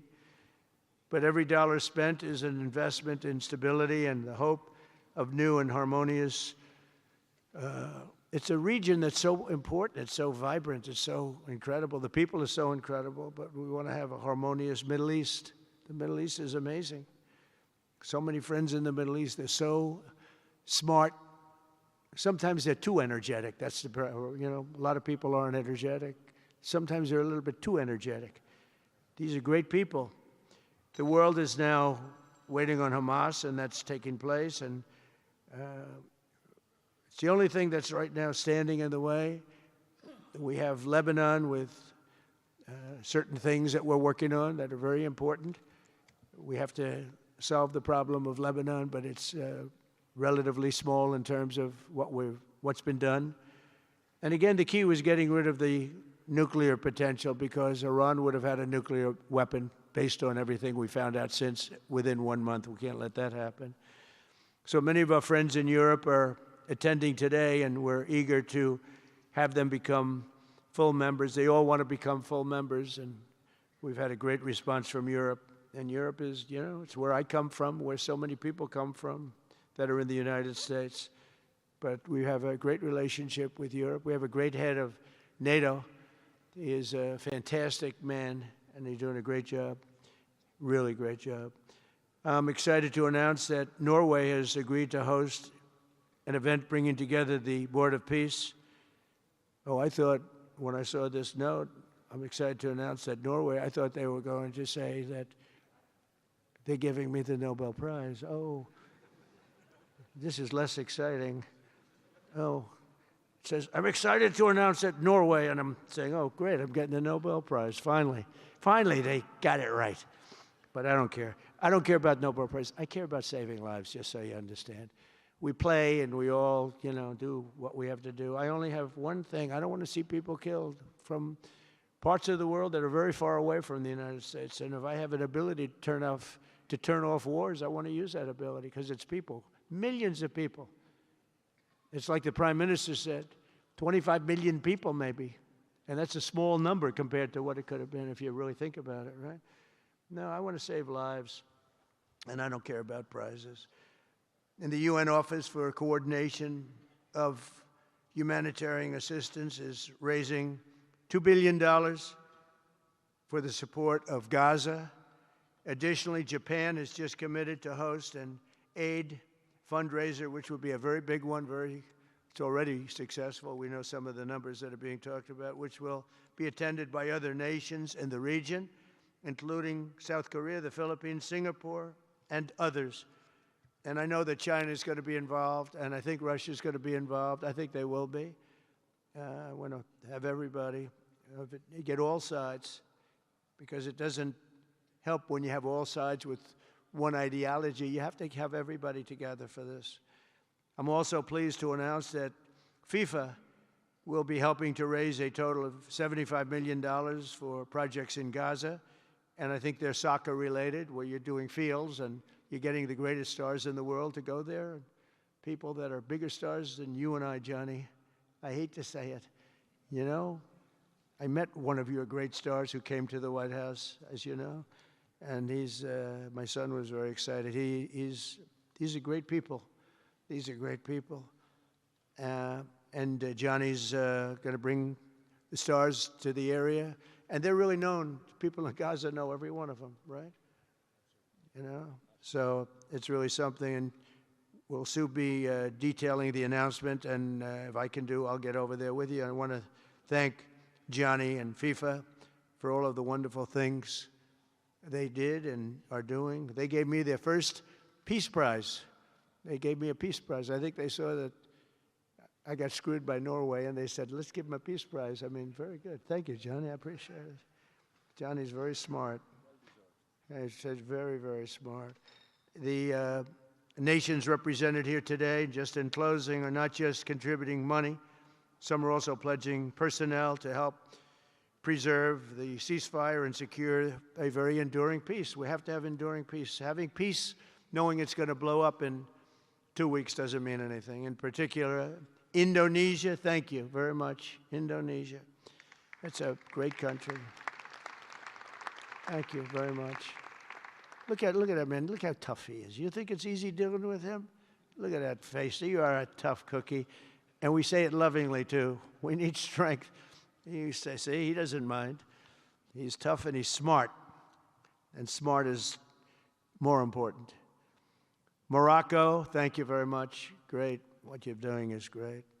Albania, Kosovo, Kazakhstan have all committed troops and police to stabilize Gaza. Egypt and Jordan are likewise providing very, very substantial help, troops, training, and support for a very trustworthy Palestinian police force. We think we're getting some very good people on that police force. And, you know, it's peace in the Middle East. We have peace in the Middle East. Think of it. For years you've been hearing about peace in the Middle East, and everybody's saying it's impossible. All of these countries are working together around the vision of a Middle East that is free from the curse of extremism and terror. And now is time. And by the way, even people with extremism and preaching extremism, they're exhausted. They're tired. It's been going on for too many years. I don't care who you are. They're tired. They want peace. And now is the time for Iran to join us on a path that will complete what we're doing. And if they join us, that'll be great. If they don't join us, that'll be great too. But it'll be a very different path. They cannot continue to threaten the stability of the entire region, and they must make a deal. Or if that doesn't happen, I maybe can understand. If it doesn't happen, it doesn't happen. But bad things will happen if it doesn't. With the commitments announced today, the Board of Peace is proving that it does not just convene countries. It devises and implements, and real solutions happen. We've come up with solutions. This is so little talk. This is very little talk, all action. First time, it was always talk in the Middle East. People would talk about peace in the Middle East, and then they'd go home and they'd never even think about it again. Nothing would happen. We're providing a model for how responsible sovereign nations can cooperate to take responsibility for confronting problems in their own regions. The Board of Peace is showing how a better future can be built, starting right here in this room. And I want to let you know that the United States is going to make a contribution of $10 billion to the Board of Peace. Thank you.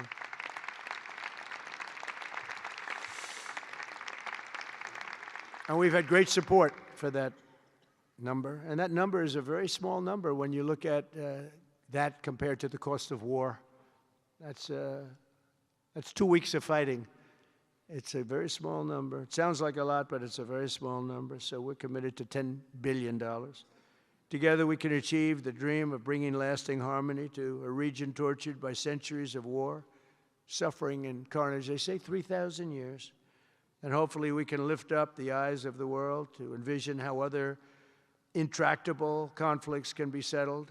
So many conflicts, they say, are impossible to settle, and we get them settled. We got, of those 8 that we settled, most of them were said to be not settlable. And they not only got settled, they got settled within days. More impossible problems can be solved as we go along this very beautiful path. I think it's a beautiful path. I think it's such an important day. Even the weather's beautiful. We walk in, it's beautiful. Everything's beautiful. But the ancient wounds can be healed, and they are indeed ancient. This has been going on for so many centuries that our entire planet will be a better, safer, more beautiful, and more peaceful place for us all. We're going to be working with the United Nations very closely. We're going to bring them back. I think the United Nations has great potential, really great potential. It has not lived up to potential. The 8 wars, I never even spoke to them about one of them, and I should be speaking to them about all of them. Someday I won't be here. The United Nations will be, I think, is going to be much stronger, and the Board of Peace is going to almost be looking over the United Nations and making sure it runs properly. But we're going to strengthen up the United Nations. We're going to make sure its facilities are good. They need help, and they need help money-wise. We're going to help them money-wise. And we're going to make sure the United Nations is viable. And you have some very good people at the United Nations, can do a good job.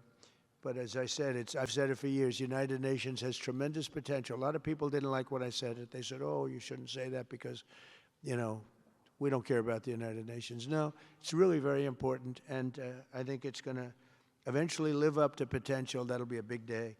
So I want to thank everybody for being here. You're my friends. You're great leaders. You're great people. And I can honestly say, you know, you're strong leaders. You're tough leaders in many cases. And every single one that I'm looking at that's right here, I've gotten to know and I've gotten to respect. And really, you're friends of mine. And if I can help you at all, you let me know. But this is going to be something, the Board of Peace will be something that the likes of which I don't think anybody's seen before. And thank you all very much. It's a great honor. I'm going to ask J.D. Vance to come up and say a few words. Thank you very much.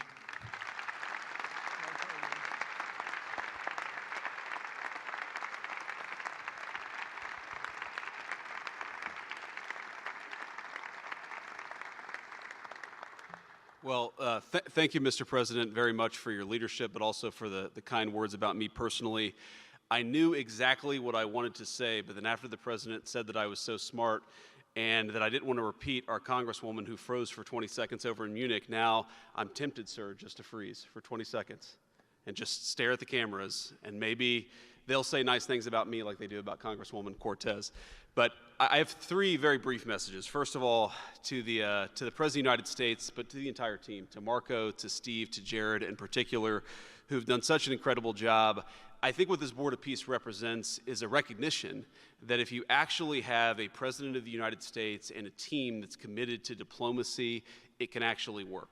When I look at what happened to Israel on October the 7th, all those innocent people who were murdered, the fact that you had all of these hostages, and of course, a terrible war that came from it, I remember thinking to myself, how is it ever going to be possible to get these hostages home safely, to make it possible for the people of Gaza to actually have a reasonable future, but also to ensure that Israel is never attacked again? It turns out the answer was you just needed a president who was committed to the effort and committed to the work, and that's what we had, thankfully, under the leadership of this president. And you got to make peace, but then you have to make the peace stick. And that brings me to my second point. That's what the Board of Peace, I think, is fundamentally about, is making the peace stick. And it's an incredible thing that you guys have all done. So to all of the leaders gathered here today who are investing in the future, who are investing in peace, we're grateful to you. We're grateful for your partnership. And in particular, I think to the President of Azerbaijan and the Prime Minister of Armenia, who I just saw last week, thank you all for making it possible and for showing what real leadership can accomplish. When you set aside weapons and killing and destruction and invest in your people and invest in prosperity, it can create great things. So thank you both for what you did. I think it showed great leadership. And finally, to the American people, I think it's important that the American people recognize why we're here today. And the reason that we're here today is, yes, to save lives and yes, to promote peace, but this creates incredible prosperity for the American people. The countries represented here represent trillions of dollars of investment in the United States of America that would not have been possible without this president's leadership and advocacy for peace. The economies here represent millions of American jobs of people who are receiving products built in American factories and made by American workers would not be possible without a focus on peace. So, Mr. President, while I think this is great for the world, I also think it's really, really great for the United States of America, so we're looking forward to the partnership. With that, I want to turn it over to the MC for the rest of the program, and that is our great press secretary, Carolyn Levitt. Thank you.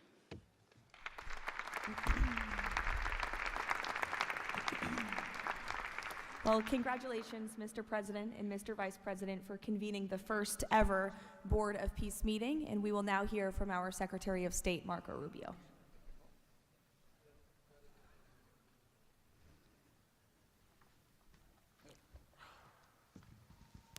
I'll be brief and to the point. We want to talk a little bit about the strategic vision of this organization and begin doing so by first acknowledging that we are here today because the President of the United States, Donald J. Trump, has both an ability and a willingness to use the power of his office to think outside the box. And that's why we're here today. This was a very unique crisis in Gaza, one that the existing international institutions could not solve or figure out. It needed a very specific type solution that required the partnership of all the nations that are here, including those that are here on an observer status. And we appreciate you coming today and being a part of this as well. And that's the point I want to drive home today, and soon you'll hear from Steve and Jared, who, by the way, deserve an incredible amount of credit for pulling this together and working countless hours and traveling all over the world. They truly deserve our appreciation and thanks for the work they've put in under the leadership of President Trump to make this possible. This Gaza situation was impossible to solve under orthodoxy, under existing structures. And so what we did is they went to the UN, and they got the UN's approval to put this group together and bring these nations together to come up with a very specific solutions to a very unique and specific problem. We have a long ways to go. There's a lot of work that remains. It will require the contribution of every nation state represented here today, and we thank you for being a part of it. And we hope that this can serve as a model for other complex and difficult situations so they can be solved in the same way. But right now the focus is on this one. We have to get this right. There is no plan B for Gaza. Plan B is going back to war. No one here wants that. Plan A, the only path forward, is one that rebuilds Gaza in a way of enduring and sustainable peace, where everyone can live there side by side with one another and never worry again about returning to conflict, to war, to human suffering, and to destruction. And again, Mr. President, thank you for having the vision and the courage to pursue something that has never been done before, and we're not done yet. And thank you to Steve Witkoff and Jared Kushner for the time and the work they've put into this. And thank you on behalf of the State Department and the U.S. government to all of the nations that are here. Every one of you is indispensable, including our observer partners, who we hope can find your way to join us at some point as officially part of this. But we are grateful for the fact you're here today and the contributions you've made already. Thank you.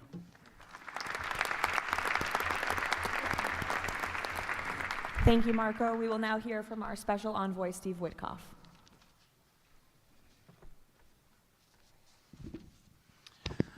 Thank you, everybody, for being here. I don't know if we ever believed that this was possible when we first started envisioning a board of peace, but of course, under the President's indispensable leadership, and it begins with that. It begins with President Trump's leadership and his direction. We are here today, and it's pretty amazing. I think we have some people to thank. We had an amazing partnership between the mediating countries, Qatar, Egypt, Turkey. Prime Minister Mohammed, you are an exceptional human being. You really are. Ali, thank you for everything you did. That's you right over there, Ali. Wherever Hakan is, Hakan, you were amazing. And so was Ibrahim and President Erdogan, and of course, to the Egyptians, Badr, I know you're smiling because we went through so much, and General Hassan was amazing. We all became friends here, and Prime Minister Sisi, President Sisi, pardon me, and so many others. But our team, JD, your insight, your counsel, and Marco, you're an amazing secretary, and it's a privilege to work for you. And Jared, you are my dear friend and the best partner I ever had. You are an amazing person. But Mr. President, it is my greatest honor to work for you. It is the blessing in my life. I've had many blessings. I don't have to be a practicing lawyer anymore, but this is my greatest blessing.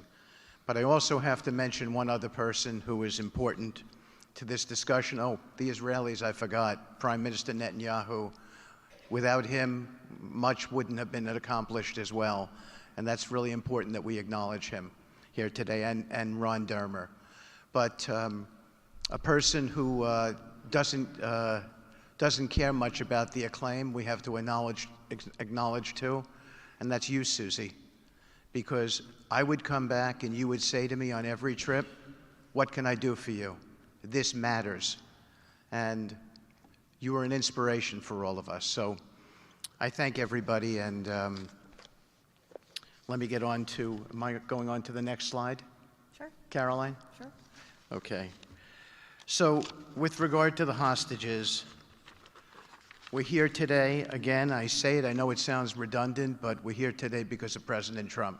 Without him, none of this was possible. There were 251 hostages. 168 came out alive. 83 bodies were returned to their families so that they could grieve and remember their loved ones like in a normal way, in a way that brought their families together. So that was just as important. This was a monumental effort, and I want to tell a story about the President. Every time a hostage family came to visit with us, they were not on the President's schedule. I would walk down to the Oval Office, I would tell the President that there was a hostage family here, and he would say, "Steve, bring them up," every single time. And when we got the last 20 out, we had a celebration at the White House, and I could see the emotion on the President's face. And he came up to me and he said to me, "I have to tell you, this is my 5th year in the Oval Office, and I don't know that I've ever had a more special time than this moment with these people, seeing them come home."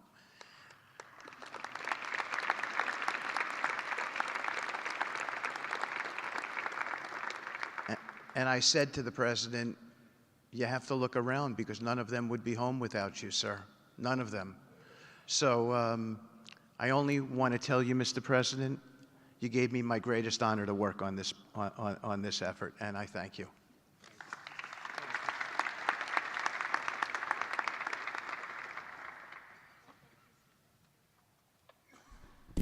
Thank you, Steve. Now you're going to hear directly from the team that has been tasked with implementing President Trump's 20-point plan for Gaza, beginning with our ambassador to the United Nations, Mike Waltz.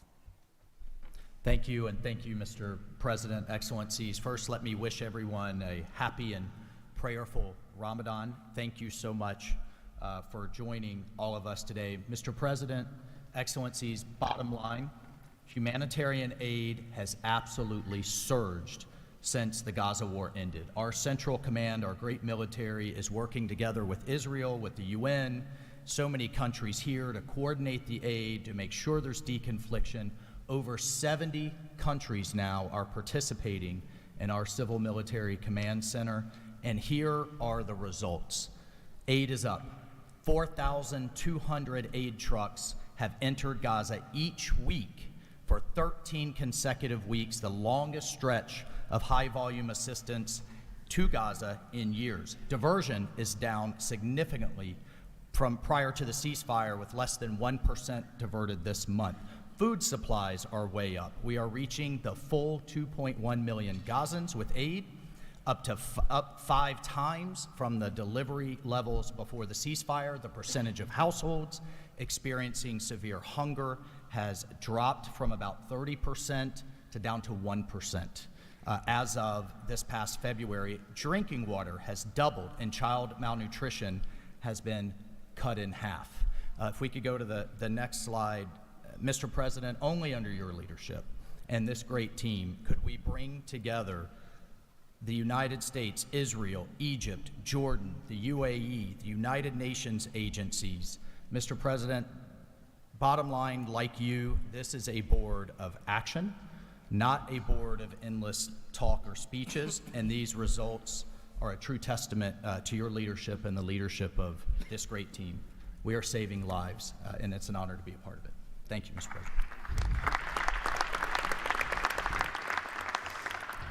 Dr. Ali Shaith. It is my honor to be here representing the National Committee for the Administration of Gaza. Thank you, President Trump, for your leadership, for your continued efforts. A new governing authority is now in place for Gaza, with a clear mandate and a clear commitment to establishing development and stability. However, we are operating in extremely difficult conditions. Large parts of Gaza Strip are severely damaged, destroyed actually. Humanitarian needs are acute. Law and order remain fragile.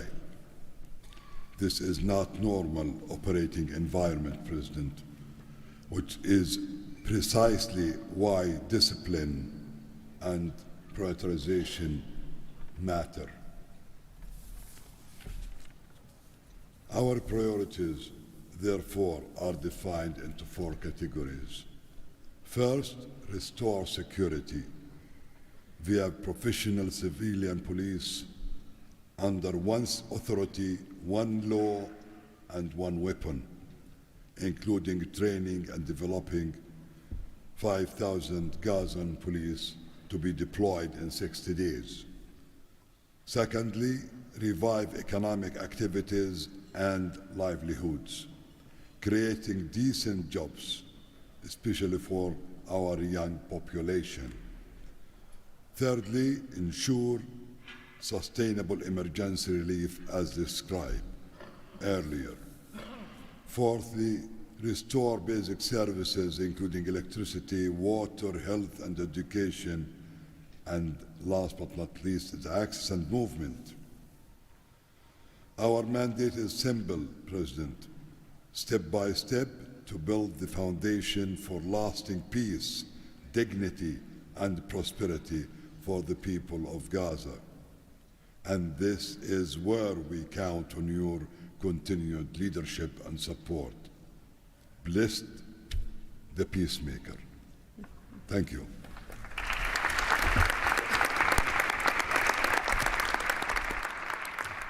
Thank you. Now, Nick Mladenov. Thank you, Caroline, and thank you, Mr. President. Today, we're very happy to announce that we're creating the Office of the High Representative for Gaza of the Board of Peace, which will be there to support, to guide, and assist the National Committee for the Administration of Gaza, hopefully removing the roadblocks that they will be facing in taking over civilian and administrative control of the Gaza Strip. We plan to work in full transparency under the guidelines of and supervision of the Board of Peace and the Executive Board.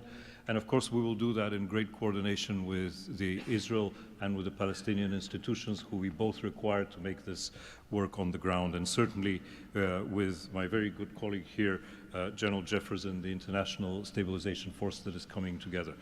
Mr. President, if I can actually use the opportunity to announce some breaking news that as of this morning, we started the process of recruiting Palestinian police force that Ali was just referring to. And just in the first few hours, we have 2,000 people who have applied to join a new transitional Palestinian police force to be formed in Gaza under the authority of the National Committee, with the support of the Board of Peace, trained in Egypt, where we have received an excellent proposal of how to do that forward. And this is critical to what we need to do as we begin this process. And if we may move to the second slide. It is this Palestinian security force, under the authority of the National Committee for the Transition Period, that will allow us to ensure that all factions in Gaza are dismantled and all weapons are put under the control of one civilian authority.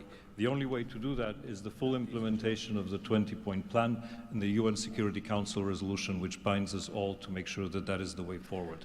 We have now a fully agreed framework with the mediators on how to do this, and I thank very much the state of Qatar, Egypt, and Turkey for their excellent support in this.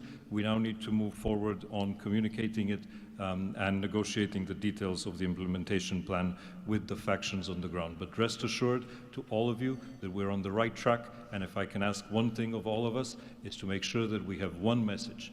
There is no other option except the full demilitarization and decommissioning of all weapons in Gaza for reconstruction to begin and for people to have a new way of life going forward. Thank you.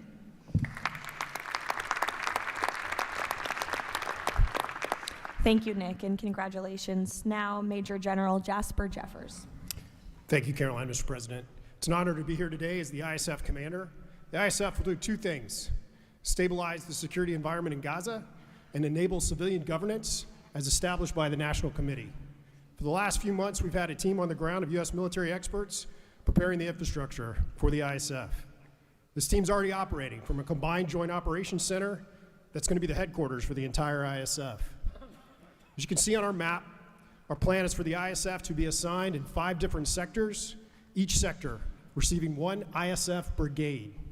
In the short term, we plan to deploy to the Rafah sector first, in addition to the training of police.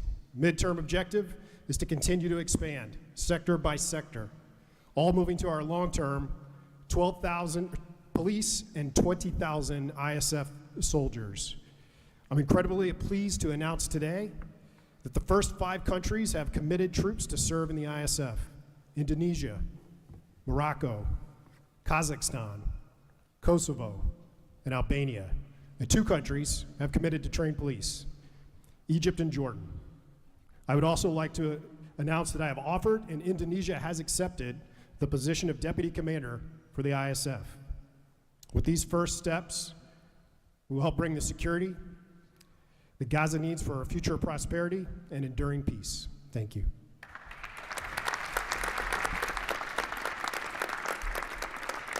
Thank you, Major General. Mr. Tony Blair. For decades, Gaza's governance has been characterized by extremism, corruption, ineffective institutions, and the complete absence of a route to prosperity for the Gazan people. Yet, as President Trump recognized, its potential has always been vast. 25 miles of Mediterranean coastline, proximity to great regional and global markets, and a young, dynamic population with a median age of 19. So today we set out profound changes necessary to rebuild Gaza for Gazans. Gaza not as it was, but as it should be, including its governance.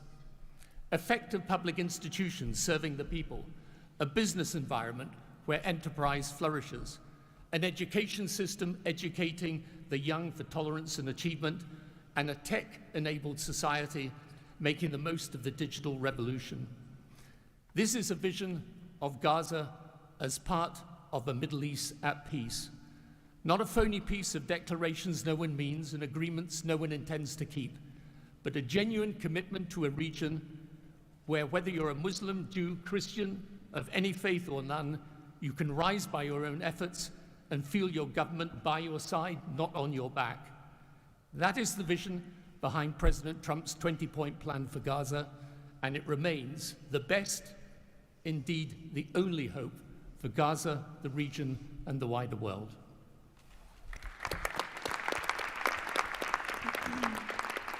Thank you.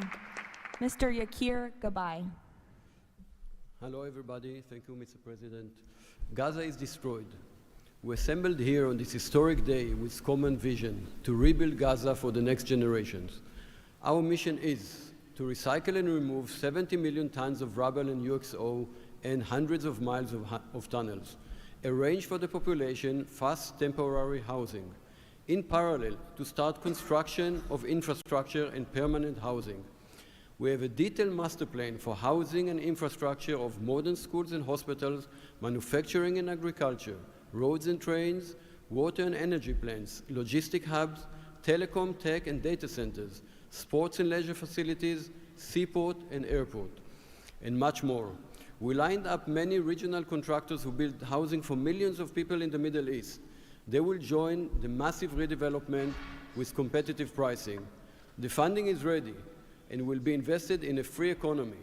The local population will build their own cities, which will create hundreds of thousands of jobs and will revive the economy. The Gaza coastline is 26 miles long. It can be developed as a new Mediterranean Riviera with 200 hotels and potential islands. The value goes to the Gazans through the Gaza Sovereign Fund. This plan is all subject to a full disarmament of Hamas. Thank you very much. Together we will make this vision into a reality.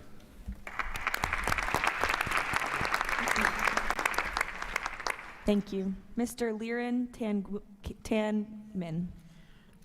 When we asked the NCAG what Gaza needs to unlock its potential, the answer was clear.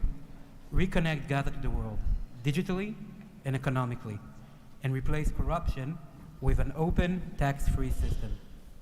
Gaza was once a vital trade hub between Asia and Europe. Reconnection is a return to its roots. Even the word gauze comes from Gaza, where silk was woven and exported to Europe. So, we brought together Palestinian, Arab, and American partners to deliver practical solutions. By July, Gaza's 2G network will be upgraded with free, high-speed access to essential services. The NCAG is building a secure digital backbone, an open platform, enabling e-payments, financial services, e-learning, and healthcare with user control over data. This effort is supported by our regional partners, and I believe you will hear some exciting news from them on that later today. In parallel, we're advancing an Amazon-like logistics system to help Palestinian launch businesses import globally and trade securely. This will lower prices, drive growth, and help transform Gaza into an open, transparent, corruption-free economic zone. Thank you. Thank you.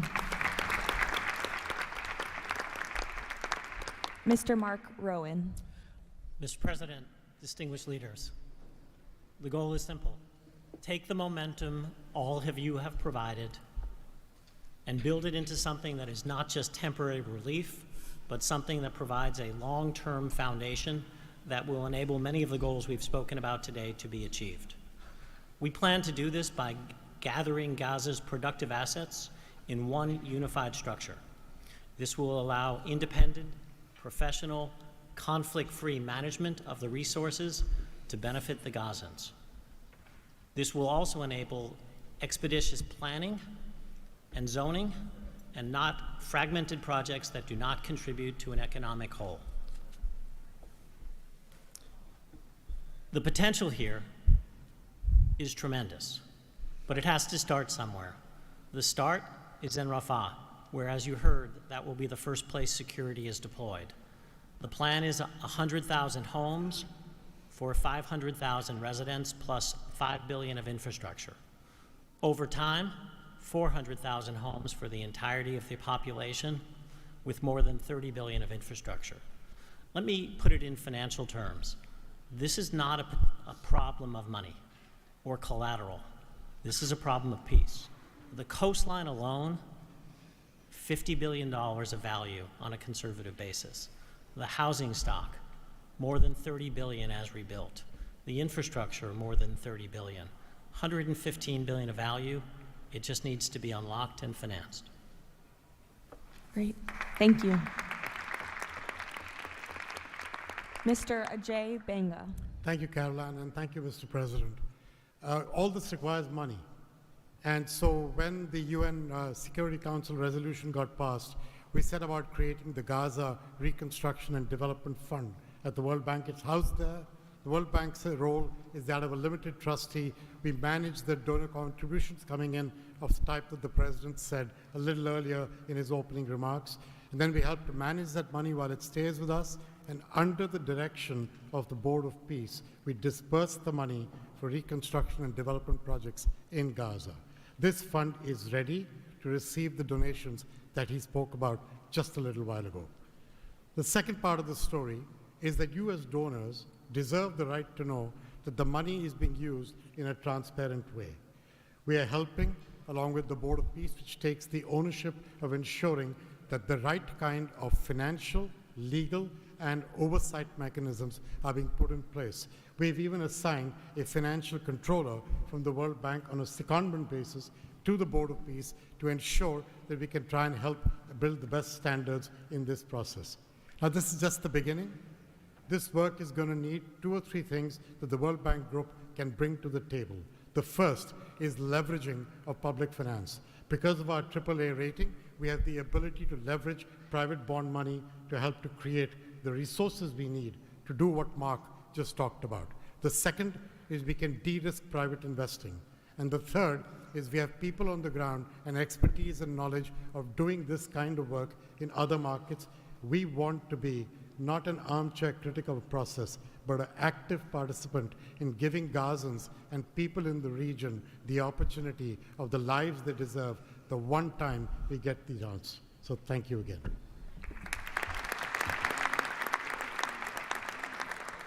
Thank you all for your tremendous work. Before we turn it over to many of the distinguished leaders who are here today, we are going to hear from Mr. Kushner to talk about the future of the Board of Peace. Thank you, Caroline, and thank you, Mr. President, Mr. Vice President, Secretary Rubio. We cannot change the past, but I think that what you're seeing today is that we can potentially change the future if we focus and do this in the right way. We tried to structure this meeting like a proper board meeting, like we do in the private sector, where we have all the preparation, we get the right people together, and we really report on what our challenges are, what the opportunities are, and what are the approaches. What you've seen today is just a small sample of the work that's been done, and I really want to thank the entire team that's worked so hard at this. A lot of these people are volunteers. They're doing this not for any personal gain. People are not personally profiting from this. They are really doing this for their children and for their grandchildren, and because they want to see peace.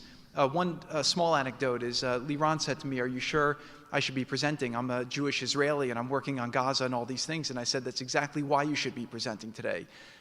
If Jews and Muslims work together, Israelis and Palestinians with Americans and English and Bulgarian and people from all around the world, then we can kind of join on a common goal, which is peace and togetherness, and that's really what we've done. I want to thank President Trump. I remember working with you on your first foreign policy speech in 2016 that you gave at the Mayflower Hotel, and at the time, those ideas were considered to be very, very radical.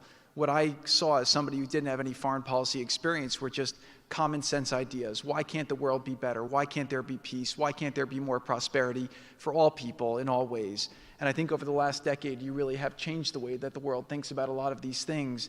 And I think that this organization is bringing a new approach and new ideas and new people together in order to effectuate it. I'd really like to thank all the countries that joined on very early. I see this as a very self-selecting group of countries that really believe that the future can be different and wanted to join in partnership and put their reputations and their resources and their time and their ideas on the way to say, these are the challenges we're putting into that we're solving in our own countries. We want to come with new ideas because we've achieved success and we believe that the world can be better in that regard. So I don't have to go through these slides in great detail, but we've secured today, even without the president's amazing commitment, over $7 billion. As Mark said, we don't really have a resource issue here, although we are going to need everyone's support. We just need to be executing and doing this in a good way. We've dealt with the humanitarian issue. We've returned the hostages.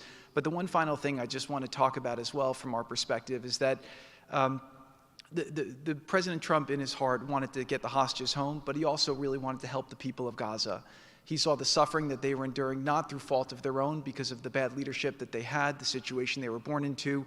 The war was a horrific, horrific situation. And I think through this process, thanks to Ali and the committee, we are now here to fully support the committee. We are here to help the people of Gaza, to lift them up and give them every opportunity to succeed. And we really see this as a partnership with them and with the Israelis to see if we can create an environment that can be peaceful, that can be functional, that can offer people the opportunity to really live a better life. And I think you've seen some of the work today, and hopefully we'll be successful. Like I said, the last one, failure is not an option, and we have to really push forward and keep finding ways to succeed with this. So really thank you, President Trump, Vice President Vance, and Secretary Rubio, and obviously Steve, who's been, like he said about me, I feel just about him.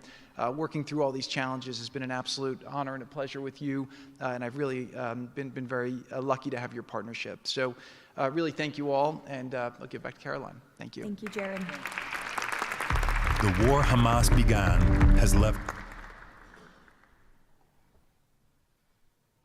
The war Hamas began has left Gaza in ruins. Yet from these ruins, a new future will rise. President Donald Trump's unparalleled achievements in just a few months. The United States, together with key regional and global partners, has signed the 20-point Gaza Peace Plan, a blueprint for security, peace, and prosperity. All the hostages returned, the living ones to their homes and the deceased to burial. Ceasefire is stable and the killings from both sides reduced by 99%. The United Nations Security Council approved the establishment of the Board of Peace chaired by President Donald Trump, a governing body dedicated to providing security, infrastructure, and homes for Gaza's people, ushering in the new dawn for Gaza. The new Palestinian Technocratic Government of Gaza, the NCAG, was elected with consent of all parties, including the Palestinian factions, Israel, and the Arab countries. Rafah border crossing with Egypt was open. The NCAG will secure the disarmament of Gaza to ensure one authority, one law, and one weapon. The United States and its partners, in coordination with the World Bank, are pledging billions of dollars to rebuild Gaza. Safe areas are being established in Rafah and later across the Gaza Strip, where families can receive shelter, food, health care, and education. In Rafah, Gazans will build their first new city. The NCAG, with the Board of Peace, will expand development across the entire Strip, employing hundreds of thousands in reconstruction and business activity. Transportation, water, and energy systems will be restored, and a modern economy will begin to emerge. children will return to classrooms with a curriculum that promotes tolerance, dignity, and peace. Our goal by year 3, Rafah fully rebuilt, unemployment curbed, and Gaza connected to the world through an Abrahamic gateway, linking it with Egypt, Israel, Jordan, Saudi Arabia, the UAE, and extending to India and Europe. By year 10, Gaza will be self-governed, integrated into the region with thriving industries and housing for all. This is the framework for Gaza's rebirth: secure, prosperous, and peaceful.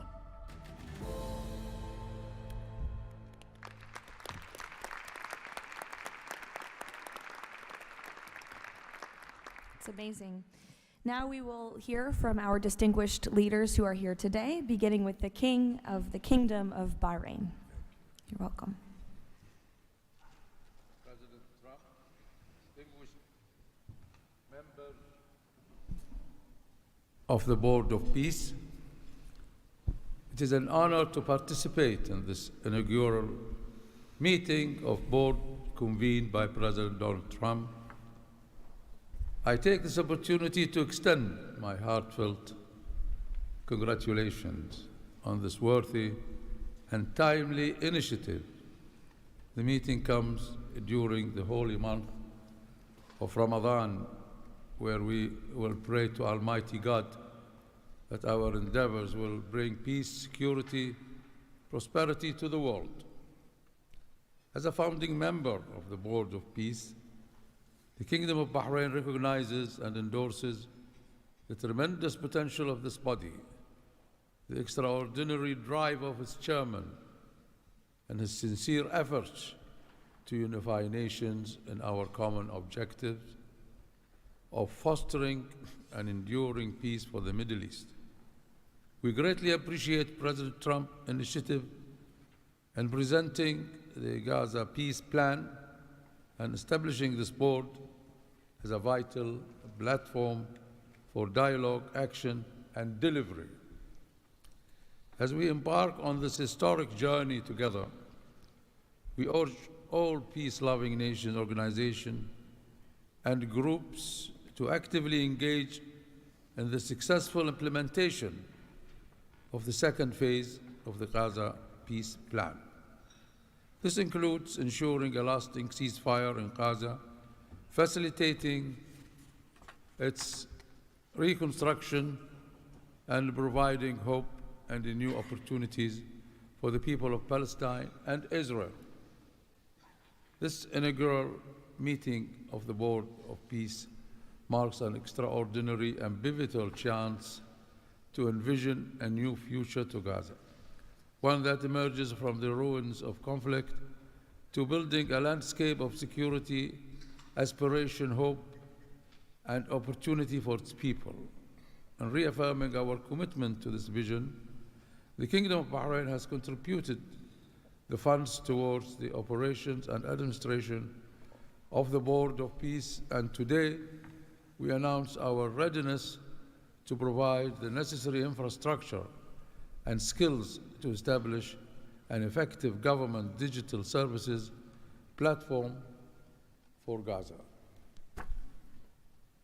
Our decision to join the Abraham Accord and enter into the CCBA agreement with the United States reflects our commitment to advancing peace and stability in the Middle East.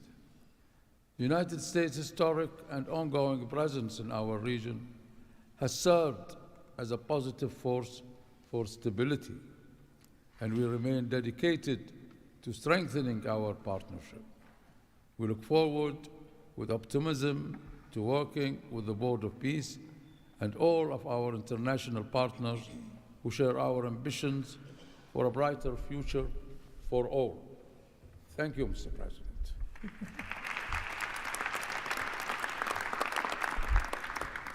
Next, the President of the Republic of Kazakhstan. Dear Mr. President, ladies and gentlemen, our meeting here at the Donald Trump U.S. Institute of Peace comes at a moment when decisive and pragmatic actions matter most. In fact, it's about making durable peace through practical, target-oriented measures, but not through endless conferences with wishful resolutions. Mr. President, your clear vision and far-sighted approach to promoting global peace and stability has inspired my country to join the Board of Peace. The Board of Peace is widely expected to respond directly to new realities by reinforcing existing multilateral efforts. The world has never seen a move like this. It is absolutely unprecedented because, in essence, peace through construction is a very innovative concept or project, and it has every chance to become a reality by our joint efforts. Therefore, Mr. President, I acknowledge and accept your conviction that lasting peace must be built on concrete actions. As our first step, we are ready to contribute a significant amount of cash finance directly to the Board of Peace without any delay. Kazakhstan is also keen to be part of the restoration and construction process through international companies with strong credentials. The program, mostly funded by our government, may include the construction of infrastructure, housing, residential complexes, schools, hospitals, and other important civilian facilities, as well as the rubble clearance. We pledge to fully accomplish our financial commitment toward the board. As one of the world's major producers of wheat, Kazakhstan is ready to provide humanitarian assistance to enhance food security in Gaza and beyond. Kazakhstan plans to provide 500 scholarships to Palestinian students to pursue academic programs in our universities over a 5-year period. We can share our internationally recognized e-government expertise and other digital solutions.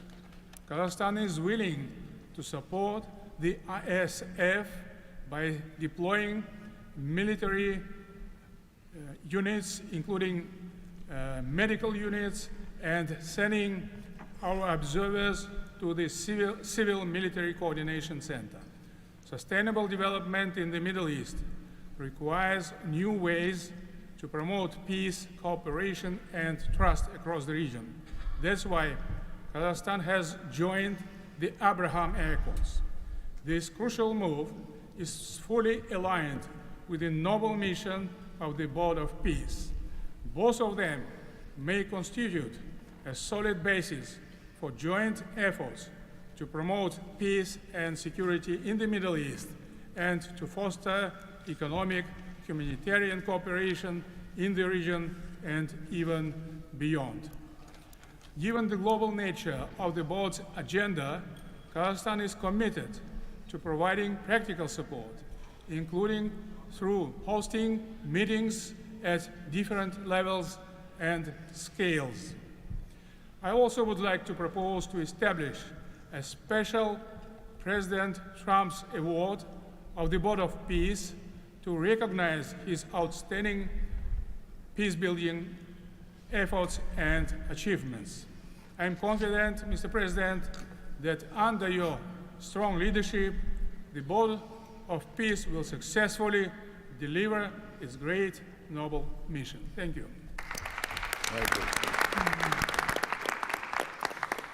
Next, the President of the Republic of Uzbekistan.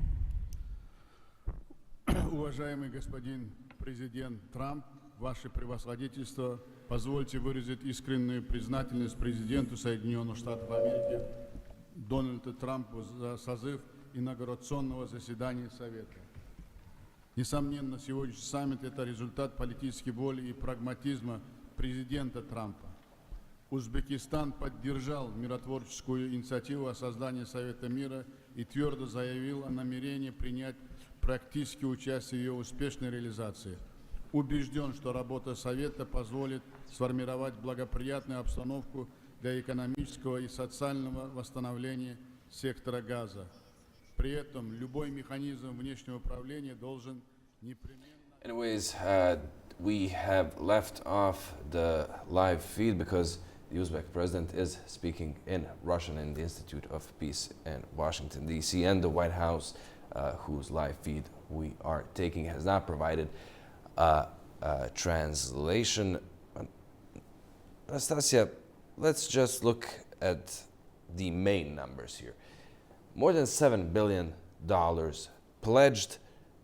Indonesia, Morocco, Albania, Kosovo, and Kazakhstan pledging to send personnel to the International Stabilization Force, Egypt and Jordan to train Palestinian police. We've heard from the newly established Office of the High Representative, the Bulgarian diplomat Nikolai Mladenov, who said that just today they've started recruiting Palestinian police officers, that more than 2,000 had already applied. What caught your eye the most with all of these numbers?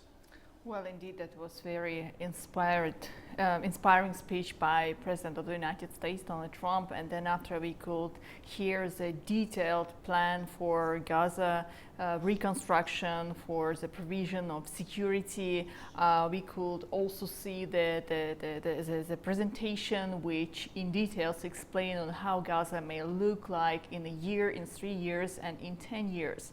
Indeed, what we have heard recently provide the answer to many questions. And I guess one of the key elements, what Donald Trump mentioned in his speech, is that we could now understand he does not have an intention to replace the United Nations with a Board of Peace, but he thinks that Board of Peace will be, let's say, looking over the United Nations to remain valuable in some years, as Donald Trump himself said, probably in some years he will not chair the Board of Peace, but he wants to see the United Nations to become much more stronger. And we will see indeed within just some months, within half of the year, we could see the countries come up with an indeed solution of the crisis in Gaza, the end of the war between Gaza and Israel.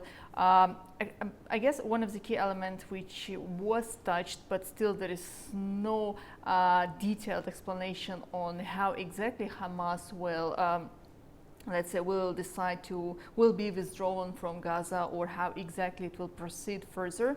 But as you rightly mentioned, the police, the new officer who can be trained by Egypt, by Qatar, by Turkey, it was already adopted, it was accepted, and over 2,000 people applied already to be trained, meaning that they are also willing to contribute to the peace and prosperity to be established in Gaza. The proper governance, which is also was mentioned here, the proper governance is exactly what is needed now to keep control over the new, let's say, reforms, over the new processes which will take place there.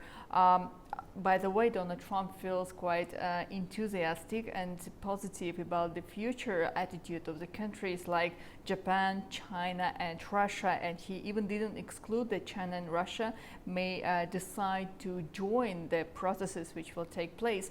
Also, United States will provide $10 billion for the work of the Board of Peace, together with the $7 billion he mentioned, and with a willingness of other countries and FIFA also to raise funding to collect funding for the future operation of this organization may indeed help a lot to make sure that all of these processes are going smoothly in according. And another very important element I want to mention here is that President Donald Trump and Vice President J.D. Vance also mentioned several times as an achievement, the peace achieved between Azerbaijan and Armenia, and we could see how the President Ilham Aliyev and Prime Minister Nikol Pashinyan shake their hands in the large auditorium there.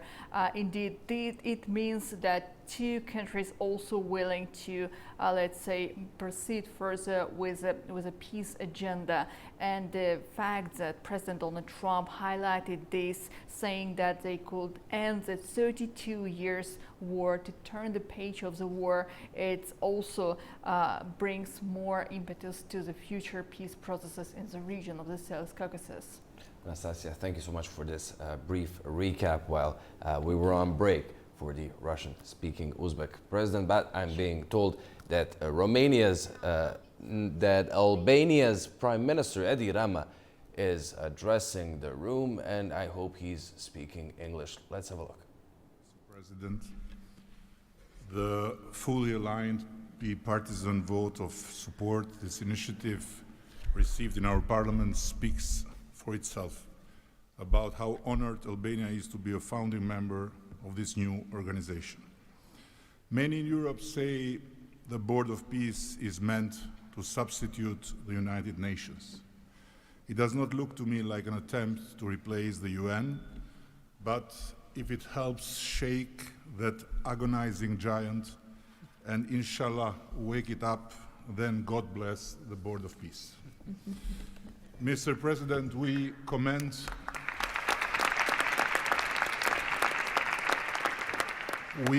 your decisive role in bringing a halt to the heartbreaking conflict in Gaza, and Albania has confirmed its participation in the stabilization force with our troops. At the same time, I propose that this board invite all countries to contribute directly by building a dedicated public facility for Palestinian children,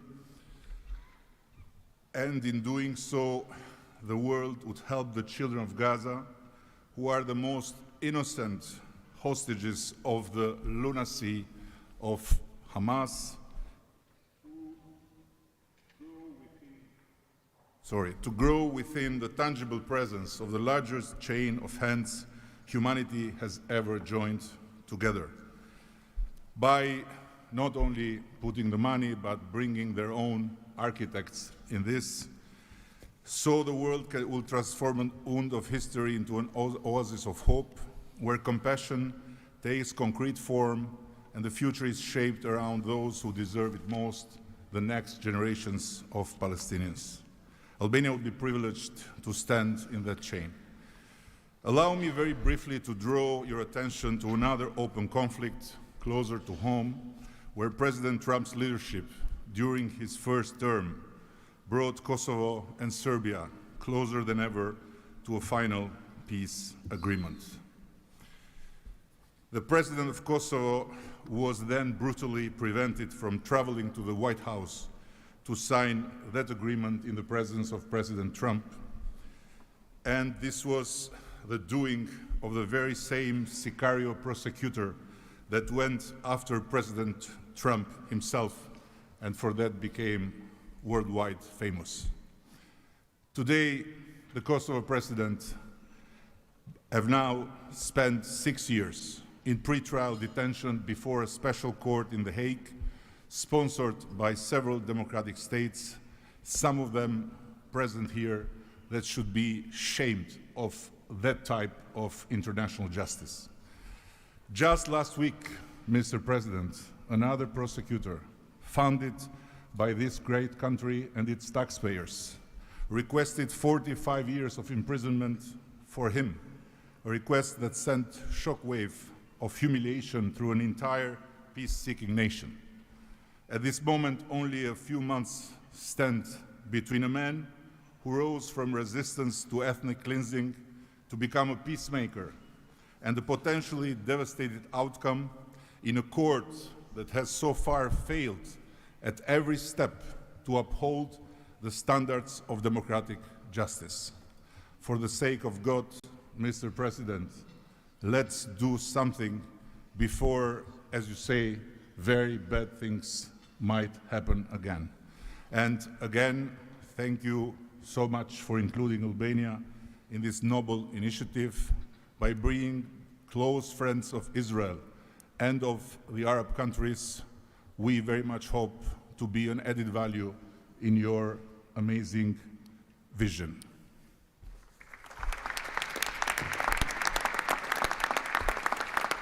Next, the Prime Minister of Egypt. Your Excellency President Donald Trump, distinguished participants, I thank President Trump for convening this meeting. His Excellency's direct involvement and commitment to promoting peace in the region has been instrumental in achieving an end to the conflict in Gaza, which was previously considered unattainable. Egypt supports President Trump's vision to usher in a new era of peace and coexistence among the people of the region, in which the Palestinian people enjoy the rights to self-determination and statehood in accordance to relevant international resolutions.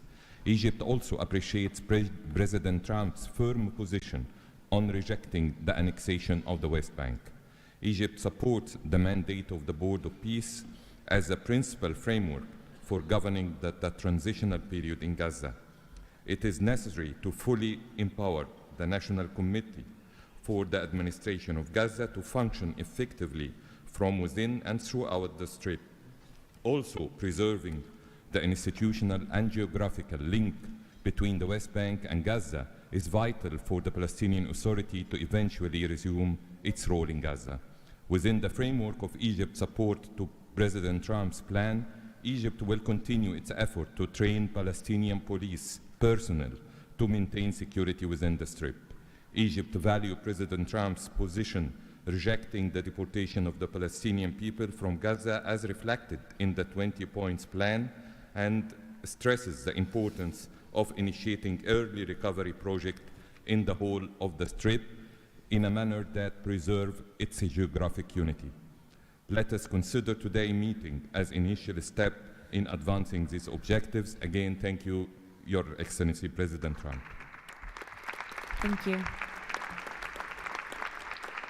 The Prime Minister of the State of Qatar. Thank you. Mr. President, distinguished members of the Board of Peace, thank you for convening this meeting under the banner of peace. Qatar reaffirms its commitment to the Board of Peace as it was committed to the very first day of the mediation efforts.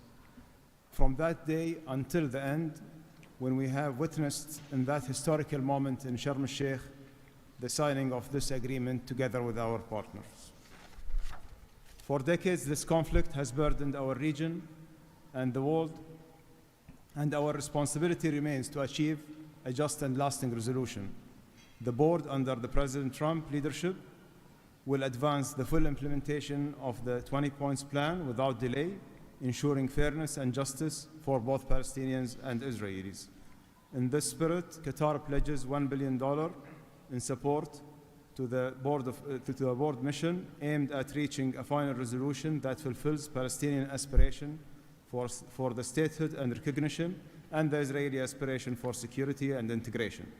We will also continue our humanitarian coordination together with our UN partners and the Board of Peace. Thank you very much. Thank you. The Deputy Prime Minister and Foreign Minister of the UAE. Mr. President, thank you for gathering us today. I really hope that the beginning of Ramadan will give us all guidance towards peace, coexistence, and living in prosperity with each other. Mr. President, just over 5 years ago, you with your friend, my president, Sheikh Mohammed, and the Prime Minister of Israel launched the Abrahamic Accords. And since then, we've managed not only to work with you, with Israel, towards a better future for the region, but even when October 7th took place, the UAE managed to work with Israel in providing, since the war started, almost $3 billion of assistance to the Palestinian people in Gaza. Today, Mr. President, the UAE announces a further $1.2 billion for supporting Gaza through the Board of Peace, which I'm delighted that I've been working with so many friends like Steve and Jared, Secretary Rubio, who's been so inspiring in so many other ways, on so many other fronts, and looking forward working with him in the future. And Mr. President, if it wasn't for your support, I think this board would not have been gathered. We would not have had the meeting in New York to end this war, when you gathered 8 leaders of the region to end this war. So, Mr. President, during Ramadan, we pray for your success. Thank you. Thank you. The Minister of Foreign Affairs of the Kingdom of Morocco. Thank you. Mr. President, His Majesty King Mohammed VI welcomes and supports your vision and leadership to foster peace and prosperity around the world, and in particular in the Middle East. Thanks to your peace plan for Gaza, a ceasefire was achieved, a tragic war was ended, lives were saved, and a pragmatic and forward-looking approach to rebuild Gaza was crafted. Today, as a committed founding member of the Board of Peace and upon instructions of His Majesty King Mohammed VI, Morocco is pledging the following in honor of the President Trump's visionary peacemaking. 1, Morocco has already made the first ever financial contribution to the Board of Peace. 2, Morocco is ready to deploy police officers and train policemen from Gaza. 3, Morocco will deploy a high-ranking military officers to ISF Joint Military Command.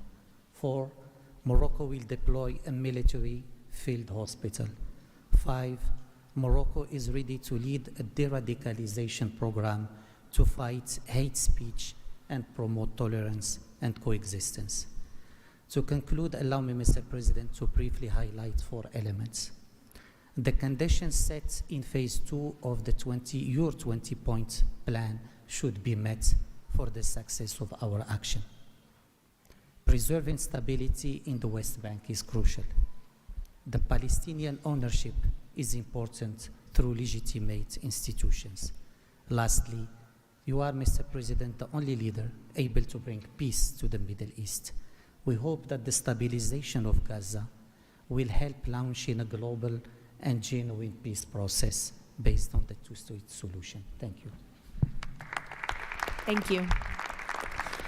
The Minister of Foreign Affairs of the Republic of Turkey. Mr. President, distinguished participants, after 2 years of immense suffering, ceasefire in Gaza has been achieved thanks to President Trump's personal engagement and our collective efforts. Yet the humanitarian situation remains fragile, and ceasefire violations continue to occur. A prompt, coordinated, and effective response is therefore essential. President Erdogan remains fully committed to Gaza's security, stabilization, and recovery. Turkey has already been providing immense amount of humanitarian assistance to Gaza. We can also contribute meaningfully to the rehabilitation of health and education sectors, as well as the training of the police force. In addition, we are prepared to provide troops to the International Stabilization Force. Mr. President, Turkey will continue to support your efforts towards a just and lasting peace. We remain convinced that the foundation of such peace is the two-state solution. Let us work towards that objective for the benefit of all peoples of the region. Thank you. The Minister of Foreign Affairs of the State of Kuwait. I'll be delivering my statement in Arabic. فخامة الرئيس دونالد ترامب رئيس الولايات المتحدة الأمريكية الصديقة رئيس مجلس السلام أصحاب الجلالة والفخامة والسمو والمعالي الحضور الكريم السلام عليكم ورحمة الله وبركاته. أود أنقل لكم تحيات حضرة صاحب السمو الشيخ مشعل أحمد الجابر الصباح. So it's very international today in Washington, D.C. The Kuwaiti foreign minister is speaking Arabic. So Anastasia, what do you make of these last few speeches we've heard from Qatar, we've heard from the UAE, from Morocco here saying they're already have provided money. Morocco saying that it's going to provide military personnel, that it's into the ISF command, military officers and police officers. Yeah, Morocco indeed will also deploy the officers. The representative highlighted the contribution which was made by the kingdom already. Then they also stated that Morocco will deploy the military field hospital. I guess this is a very important point here. Just recently we could hear the speech of the Turkey also there, and it was mentioned that Turkey has already done a lot to help the Gaza during the escalation phase, during the war, and now after 2 years they could see the real intention to see the peaceful development from the side of the global community, in particular from Donald Trump. So Turkey fully supports the intention of Donald Trump to help rebuild Gaza and have the long-lasting peace and stability there. That Turkey will also train the police force on the ground forces. The troops for stabilization will be deployed there, I guess, in near future. And Turkey once again highlighted that they can see the future development and as one of the key, as one of the cornerstone of the stability in the region is the establishment and the promotion of the two-state solution. Turkey has been working on this for the last 2 years, I guess, and now Turkey again highlight that this is a very important element for the future. I almost forgot, we heard from the Kazakh president, Kassym-Jomart Tokayev. He has a proposal to make a new peace prize with the name Donald Trump Peace Prize. Now, after Donald Trump got the FIFA Peace Prize, he welcomed Gianni Infantino there to the stage. He also took a jab at Norway for not giving him the Peace Prize and then saying he doesn't care about the Peace Prize. Do you think Donald Trump might like Tokayev's idea? I guess a lot, because even previously, I guess the countries also was about to support Donald Trump nomination to the Nobel Peace Prize, and Azerbaijan and Armenia were among the countries who supported and signed this intention. Therefore, now Donald Trump really cares about his reputation as a peace promoter president, as a president who stopped so many wars in different parts of the world. He himself highlights this element many times in his speech, and today was not an exception. And you mentioned Kazakhstan. I guess the participation of Kazakhstan and Uzbekistan, two countries from the Central Asia, this is very important. We do know about the, let's say, Armenia and Azerbaijan there, but now two more countries from, let's say, the region not so far from us, who are also willing to participate in many global initiatives, who are in favor of Donald Trump, like the Middle Corridor, for example. Two more countries from this part of the world will fully support the intention of this initiative, Donald Trump himself and all other founding member states, to bring more peace and stability in the Middle East. I guess this is very important for the global politics and for the relations between Central Asia, South Caucasus, Europe and United States. There's another thing about those global politics we've heard from Trump in his nearly 1 hour speech. He said that he supported the Argentinian President Javier Milei, who is speaking right now, if I'm not mistaken. That he supported him and he was trailing in his election, and then that he won by a landslide. And then he repeated that he is putting all his weight behind Viktor Orban, the Hungarian Prime Minister. What are your thoughts on this new axis, this right axis, the right on the rise with the return of Donald Trump? I guess we all know about good relations between Viktor Orban and Donald Trump. Even during the pre-election campaign Donald Trump has in his country, before the presidential elections, Viktor Orban already expressed the the big expectations from the United States in case of the victory of Donald Trump when it comes to the resolution of the global conflicts. It's very important to see how Donald Trump now behaves like a pragmatic policymaker, so the head of the state who is indeed willing not to take the full initiative, but as was highlighted, he is willing to see the win-win cooperation in between of member states. And another element of the future operation of the Board of Peace is to see how exactly it will operate. I mean, each country has to be granted the same amount of responsibility, the same amount of power to make sure that it is not repeating the mistake which is now does not allow United Nations to function properly. 5 permanent member states were having the veto power. Here we will not see this one. Well, you've spoken about Orban. I've asked you about Orban, and Orban is now speaking, so let's have a listen. First of all, let me express the appreciation of the Hungarian people to President Trump for his tireless peace efforts all around the world. Hungary is the only country to be represented here on the highest level among the founding members from the European Union. I represent a country which has been living in the neighborhood of a brutal war for the last 4 years. We all know this war would not have broken out if President Trump had been in office at that time.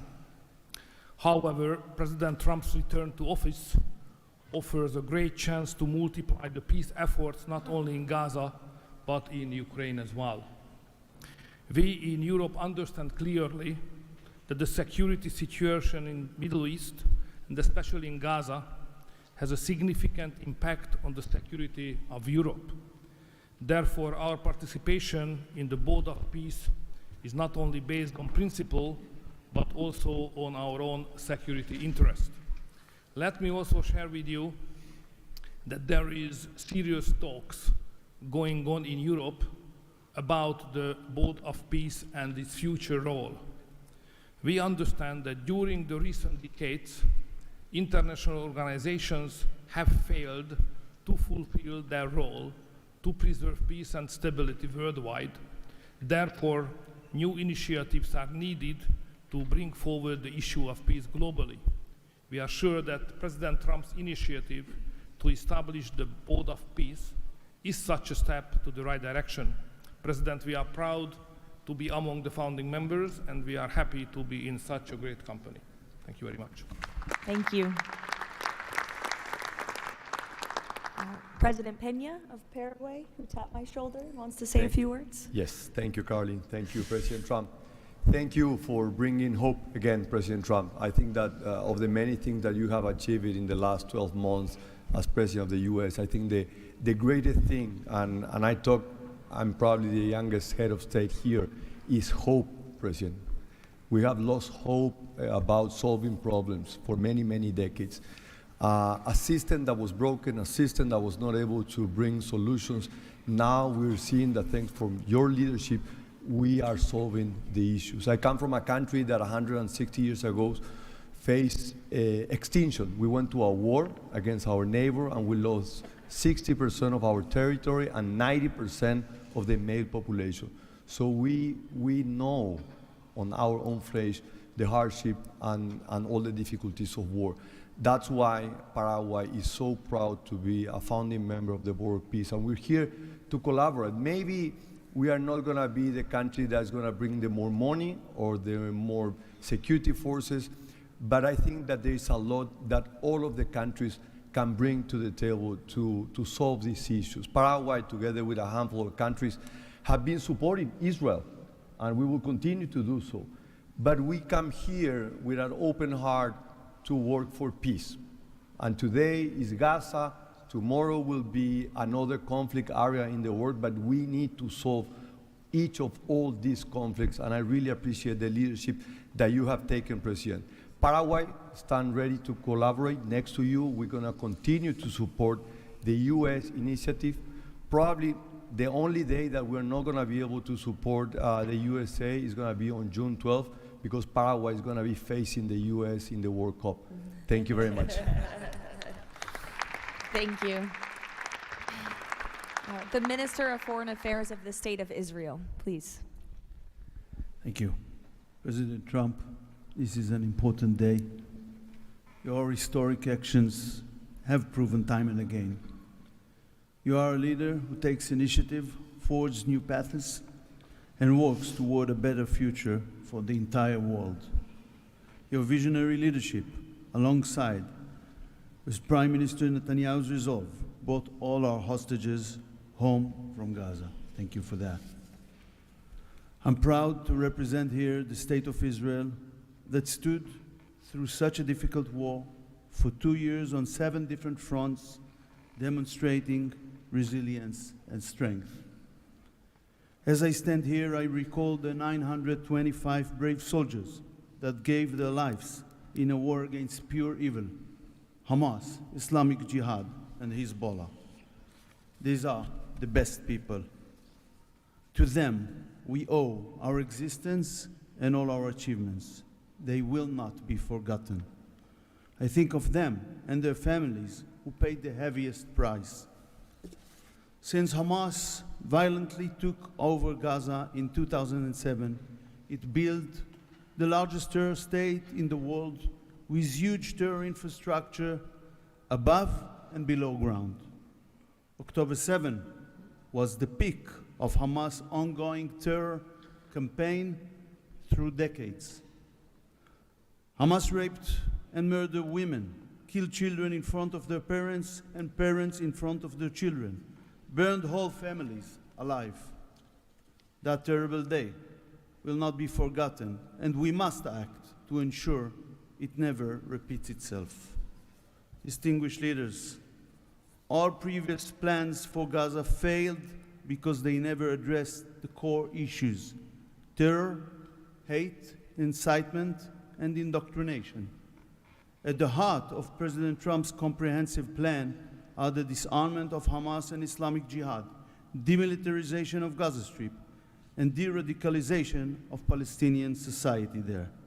It's the first plan to address the root of the problem. We support it and are working and will work toward its success. As Mr. Mladenov emphasized, Hamas must be disarmed. That includes all its weapons, its terror infrastructure, underground tunnel network, and weapons production facilities must all be dismantled. As the plan emphasized, there must be a fundamental de-radicalization process. The infrastructure that indoctrinates Palestinian children to hate and kill Jews in educational and religious institutes should no longer exist. All those are important not only for the Israelis. Gazans have lived under a terror regime for decades. The people of Gaza must be liberated from these terrorists.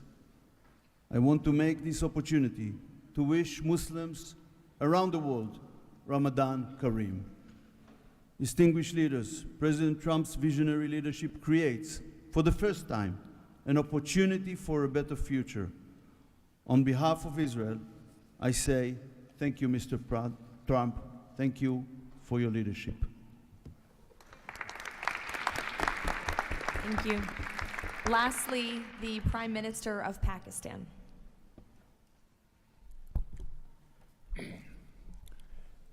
Bismillah ar-Rahman ar-Rahim.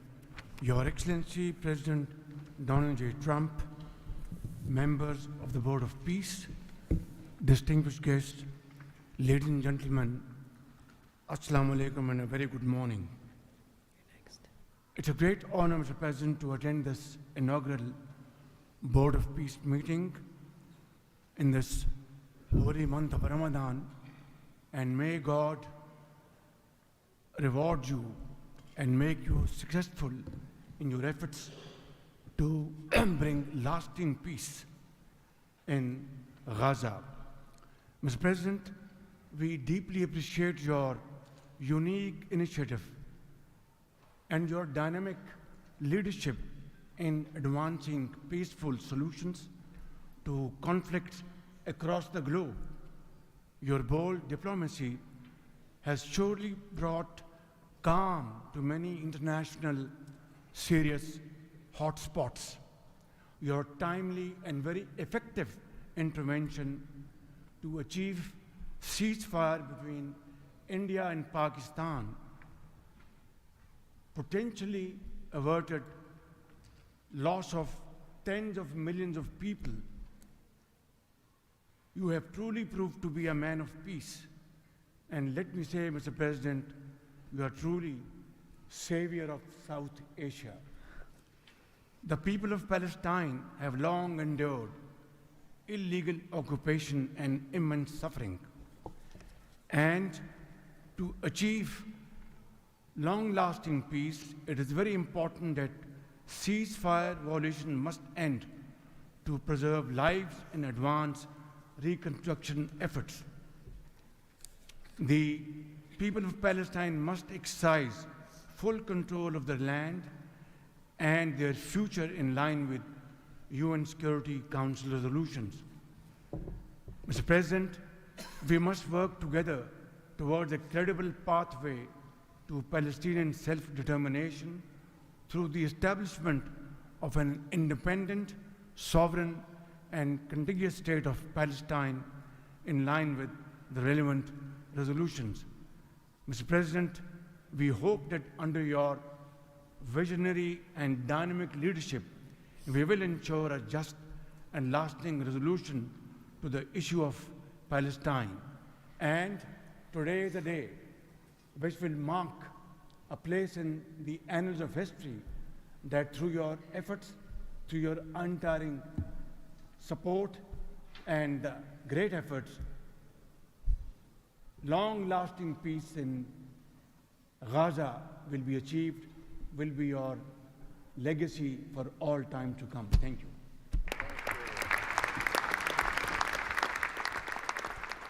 Thank you. We will Now that was a powerful message from the Pakistani Prime Minister Shahbaz Sharif.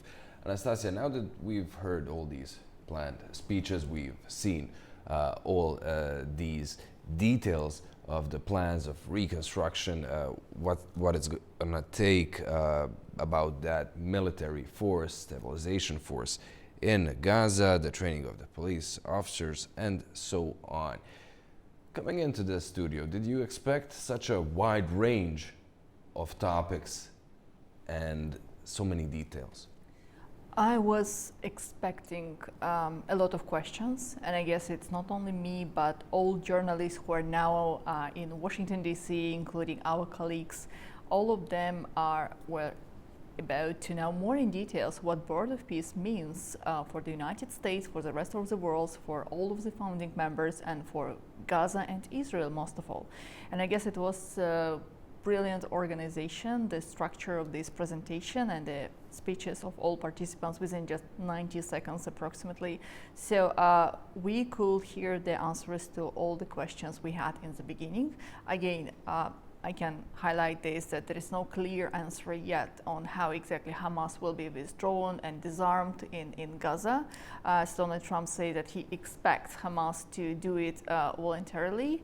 Otherwise, there will be some, let's say, death consequences for Hamas. So these are the questions which is still on the agenda, but the rest on how the countries will contribute, the amount of money, how the security personnel will be trained, and how exactly Gaza may look like in 3-10 years, there were concrete and clear answers, I guess. Well, we can only hope that those renders and animation will turn out to be correct. Anastasia, thank you so much for bearing with me here in the studio. Thank you very much. And thank you for watching this A News special dedicated to the first Board of Peace Summit held in Washington, D.C. Stay tuned to A News.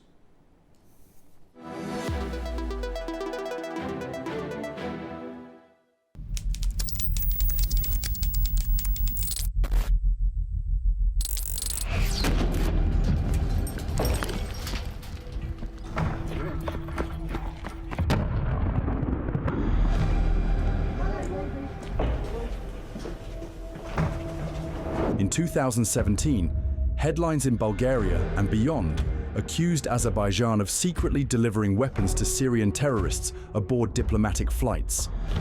The story, pushed by Bulgarian journalist Dilyana Gaitangieva, sparked outrage. Her report claimed that 350 Silkway Airlines flights, protected by diplomatic immunity, were carrying arms to war zones, from Syria and Afghanistan to Africa.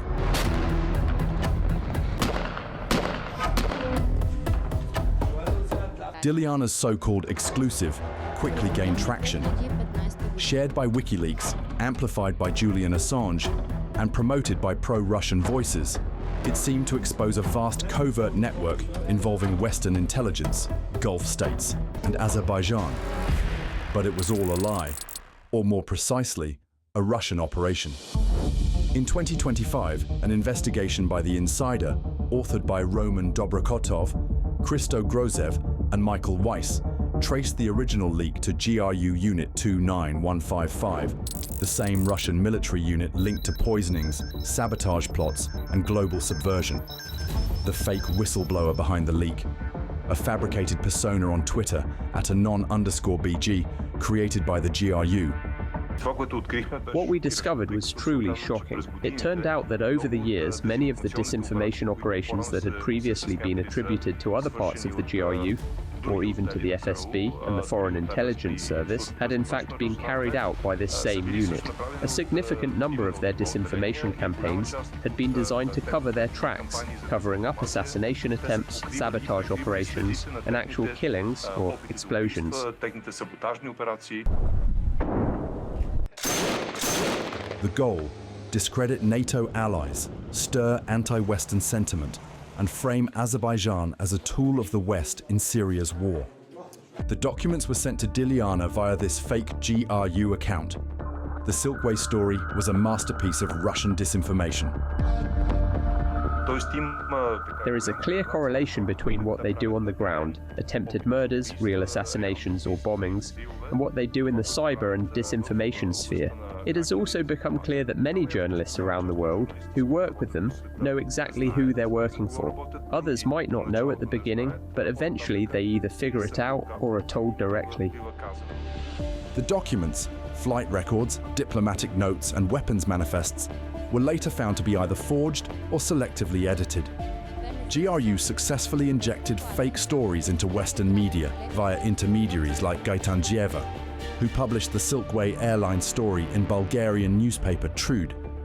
Russian state media amplified the claims, and Azerbaijan's reputation took the hit.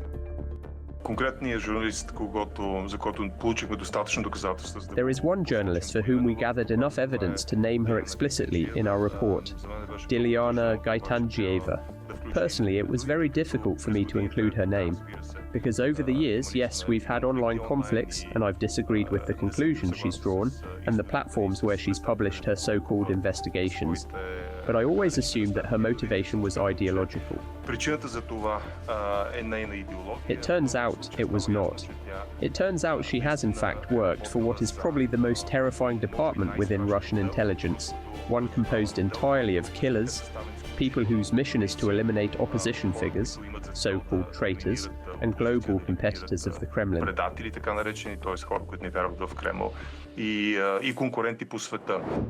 The operation's reach extended beyond print. In 2017, WikiLeaks shared her interview, calling her firing pathetic. Assange himself publicly defended her, repeating claims that Western powers and Saudi Arabia were secretly fueling jihadist violence. Now, analysts say WikiLeaks became an amplifier for GRU propaganda, knowingly or not. The entire narrative was built on disinformation. There was no verified evidence that Azerbaijan violated arms control treaties. In fact, the accusations served Moscow's broader strategy: divide NATO, discredit their partners in the Caucasus, and shift blame for Syria's chaos away from the Kremlin and its ally, Bashar al-Assad.